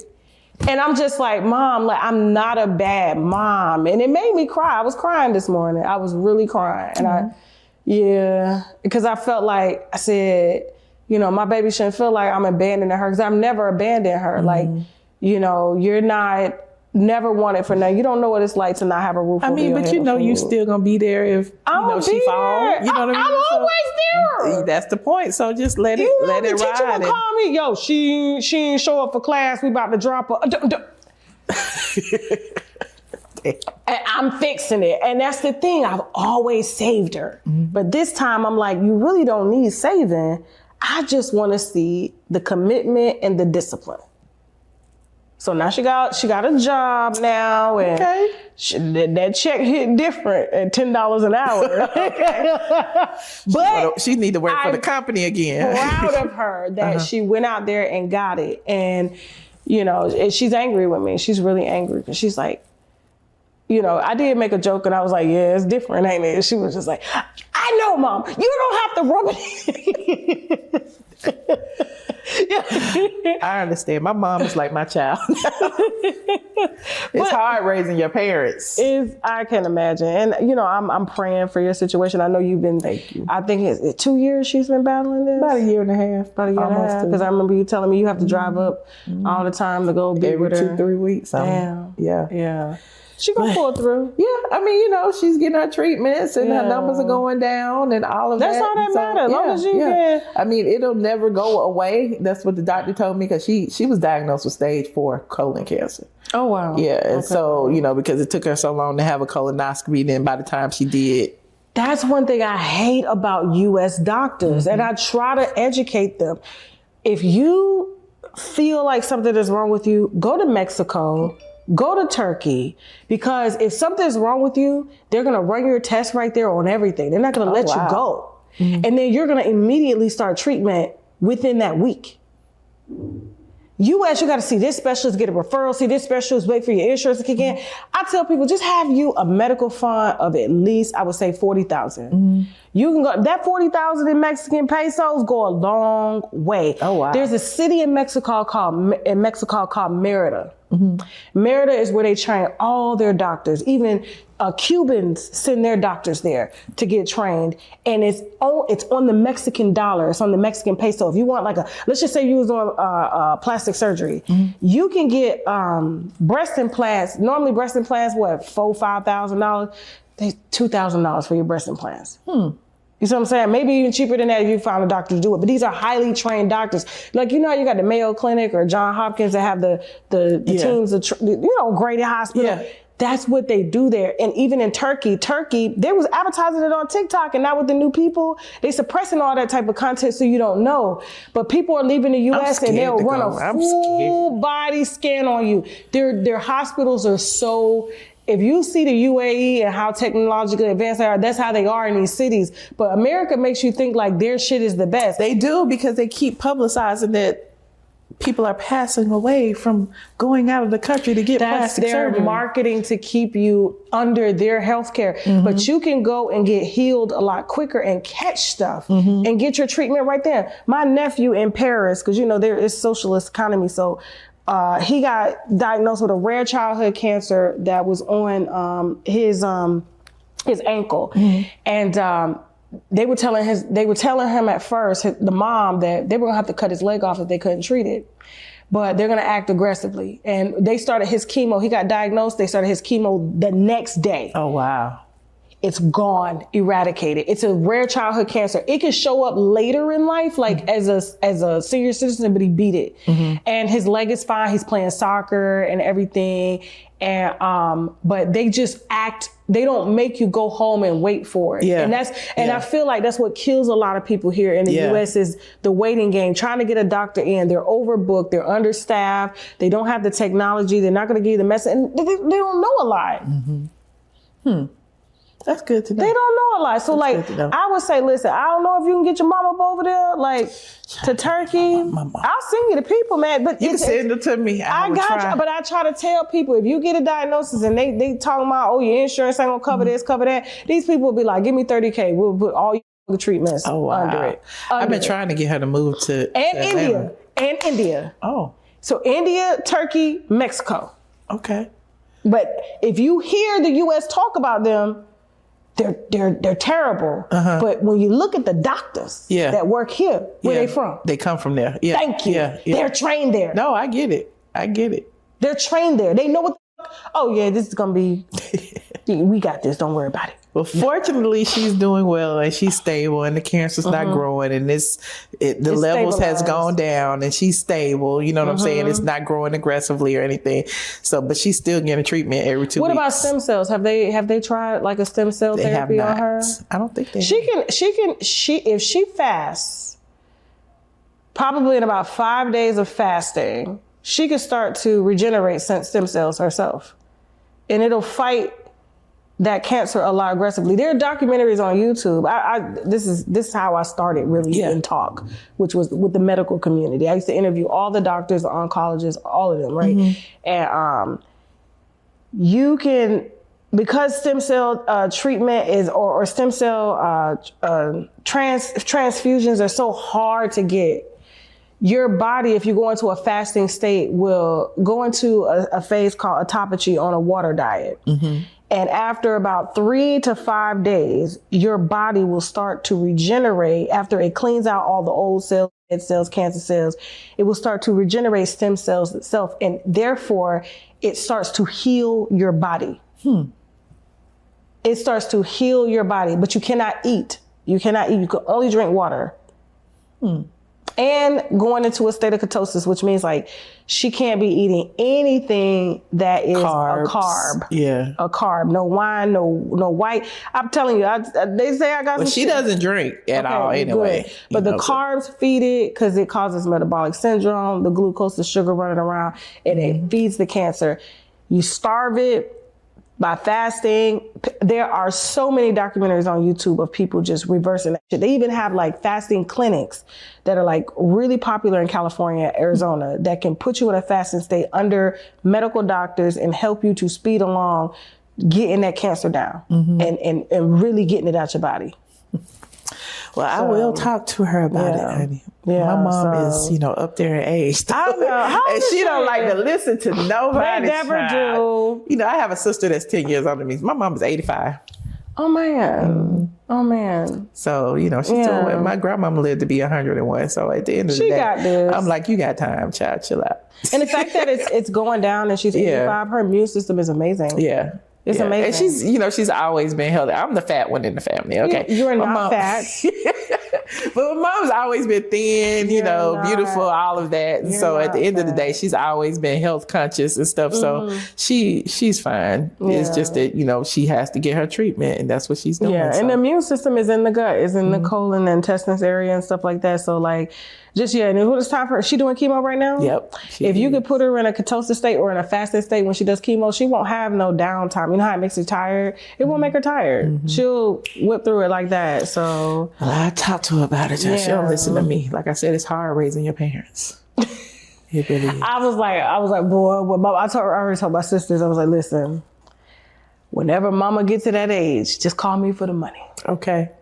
I can't, because she gonna be, I said, my mom, boy, she the only person that can press my buttons. And I'm just like, oh, Lord, why did you do this to me? But your mama got it. And I know you've been like, going through this for quite some time. And, but I'm definitely praying for you, praying for your mom. And I appreciate everything that you've taught us. And like I said, will you be my mentor now? You need to mentor me. No, like I'm trying to get to 1 million. Yeah, that's easy. I got you. Like, yeah. But you, I feel like you do this for fun now. I do. I mean, I try to be consistent. Yeah. But I like to sleep. So I haven't slept in 3 days. I stay up all night and sleep all day. I have to monitor my blood pressure. Yeah, I had gotten to that too. My blood pressure is stable now. So I have to monitor it because like yesterday I did 5 interviews, no break. And even though I'm fasting, sometimes I make just a little You know wine. what's crazy? I haven't ate today. I'm surprised I ain't fell out. Get you some food. What's Right. Give me some food. We can stop you. You know what I'm saying? Listen, get you some food. But like, yeah, I have to monitor it because you overwork yourself and the cortisol levels and the stress. Yeah, I'm like, 150 over 85. Oh no, bitch, I know how to bring it down. I know how to bring it down real fast. Yeah. So like, yeah, like just. But you have a team. So with me, and like, I'm still stressed. yeah, I'm like editing videos, clipping the clips, going live. But I know how to do that, but I won't do it no more. Yeah. So, it is what it is. I enjoy it. So but if you get a team behind you, I mean, everybody in and mama is calling me now. I'm like, I don't know where I'm gonna fit you in at, but I'm gonna try. I'm like, y'all ain't calling nobody else. Ain't nobody else doing what you're doing. Well, you doing the dang thing. Like you could take Sherry's spot. Don't do that. We got Sherry gone, Kelly gone. They say J Hud about to be gone. Do you know why they're gone? Why are because they they refuse to go digital. Okay. But aren't they digital too? They're not. Their clips are digital. Okay. So they were protecting Comcast's license or DirecTV's license. And that's just not where the world is anymore. And the thing about it is, if you have a due diligence as a talk show and you make your money solely from advertising, you need eyes on those products. So why exclusively make a deal with Comcast or DirecTV who do not have the viewers? And there are billions of viewers out here on YouTube. Put the show on YouTube, put the advertising behind the show on YouTube. You can push it and boost it and get more views and get eyes onto it. Sherry's influential, so is Kelly, so is J Hud, but you're limiting access to them, which depletes their ratings. Right. And then now they fired because y'all are refusing to adapt to the times. Yeah. So then it's like me showing up like, oh man, I do Sherry views in one day. I do. Yeah. One day. Just by deploying on every platform. Those are her views. And I'm like, she only get 1 million views a week? That sucks. Cameron Hall, 2 million views a week. I was like, that's all they get? I only go live 2 days a week. Imagine when I get them crackers behind me, bro. Okay. I was like, oh, and they not going to exclusify me. I'm not going exclusive. You got to be, for me to go to exclusive, you have to pay for me to do that, but the show still has to be free. And that's the thing. Like with radio, I know they were trying to move me into Cyrus. I said, I don't want to fuck a Cyrus XM. Shout out to Cyrus XM. I know they follow me and stuff like that. And they said they didn't want me either because they didn't want no shock jock. I'm not a shock jock. But the thing about it is, like, why would I send them to your paywall when I got my own paywall? Right. The idea is people being to be able to access content for free, and the advertisers need those people. So the more you limit yourself, you're only hurting yourself and hurting your advertising dollars. So now you got all these people that you're employing, all because you're trying to be, an allegiance to them. That's why they ain't got a fucking talk show, and that's why the Real was gone a long time ago, bro. Like I remember the Real was like, yeah, her show is going out of business. Where them bitches at now? They was literally saying, oh, she's leaving YouTube. Who leaving YouTube? Right. Bitch, y'all coming to YouTube. Everybody's coming to YouTube. Everybody's coming now. And guess what? It's hard now because if you don't already have a presence, you got to figure out how to get them eyes on you. They're not making it easy. I think it's like 3 million views just on Reels now for you to get monetized. Oh, wow. Yeah, so they got the 4,000 watch hours, 3 million views, 1,000 subscribers before they even monetize you. Wow. Well, that's why it's important to be on every platform. Every single platform. We just hit 1 million on Bigo. Okay, Bigo. My phone just rebooted, bitch. It's a software update. That's one place I haven't been is Bigo. They you make some money over there now. You can. I don't know why they shut my phone down. I think it just got hacked. Did your iPhone update? I got all these damn text messages. That is weird to me. Hold on. Jason! But listen, real quick. Look, it just restarted. Like, welcome. It says get started with, anyway. Yeah, but Bigo, I think we're like 40,000 away from 1 million. I've only been on Bigo 7 months. Oh, wow. Okay. They really push you in the algorithm. So they algorithm working. But enough about me. This about you. We done got a little tipsy together, we child. are a little tipsy, child. I'm about to take off my shoes. Listen, where can everybody find you, follow you, support you. They can follow me everywhere. Michelle ATLien Brown. I'm ATLien on Twitter. I am ATLien on Instagram. I'm straight from the A everywhere else. Yeah. Like at the end of the day, it's a whole bunch of different me's. Yeah. Straight from the A is me all day. Okay. ATLien is me everywhere else. So yeah. I love it. Thank you so much. I forgot to ask you though. Any critique for me though? Like I always like any critique. Yeah, girl, I'm always looking for constructive criticism. It. What are you saying? I thought you was a little mean at first because you was dragging me all the time. But other than that, I'm sorry. I won't apologize to you forever. No, you fine. You fine. But other than that, you good. You doing your thing. That means a lot coming from my new mentor. Yeah, and I honor you and I admire you and I appreciate you doing your thing, Black woman. I honor you too, Queen. Yeah, yes, you. ma'am. We got this. Now we gotta go. Bye. I'm glad you agreed. You know what's funny? Because with Amanda Seals, when I interviewed her, everything is allegedly. Even my name is allegedly. Yes, the Everything is Allegedly tour all-day experience is officially on sale, okay? Now, we just not showing up for a little show and then go home, okay? Y'all know we spilling wine all day. If you came to D.C., then you already know what it is. Now, the experiences kick off at 2 p.m. with different events, great conversation with winos, plenty of networking and mingle opportunities, okay? We sipping together. Now, doors open at 5 p.m. Then it's time for me and my people to hit the stage, all right? I know y'all been waiting on this to be announced. I have too. I am super excited and I cannot wait to let y'all see what we got in store for y'all, all right? So come laugh, sip, gossip, and experience all of that with me on the Everything is Allegedly tour all-day experience. Tickets available right now on TashaKOnStage.com. That is TashaKOnStage.com. Man, that was a lot to remember. Damn. Y'all better bring y'all ass out for real. That was a lot to memorize. All right, I'm out. And if you're a TashaKLive.com member, you got to go to TashaKLive.com to get your discount code, okay? Because y'all VIP. Y'all know what it is.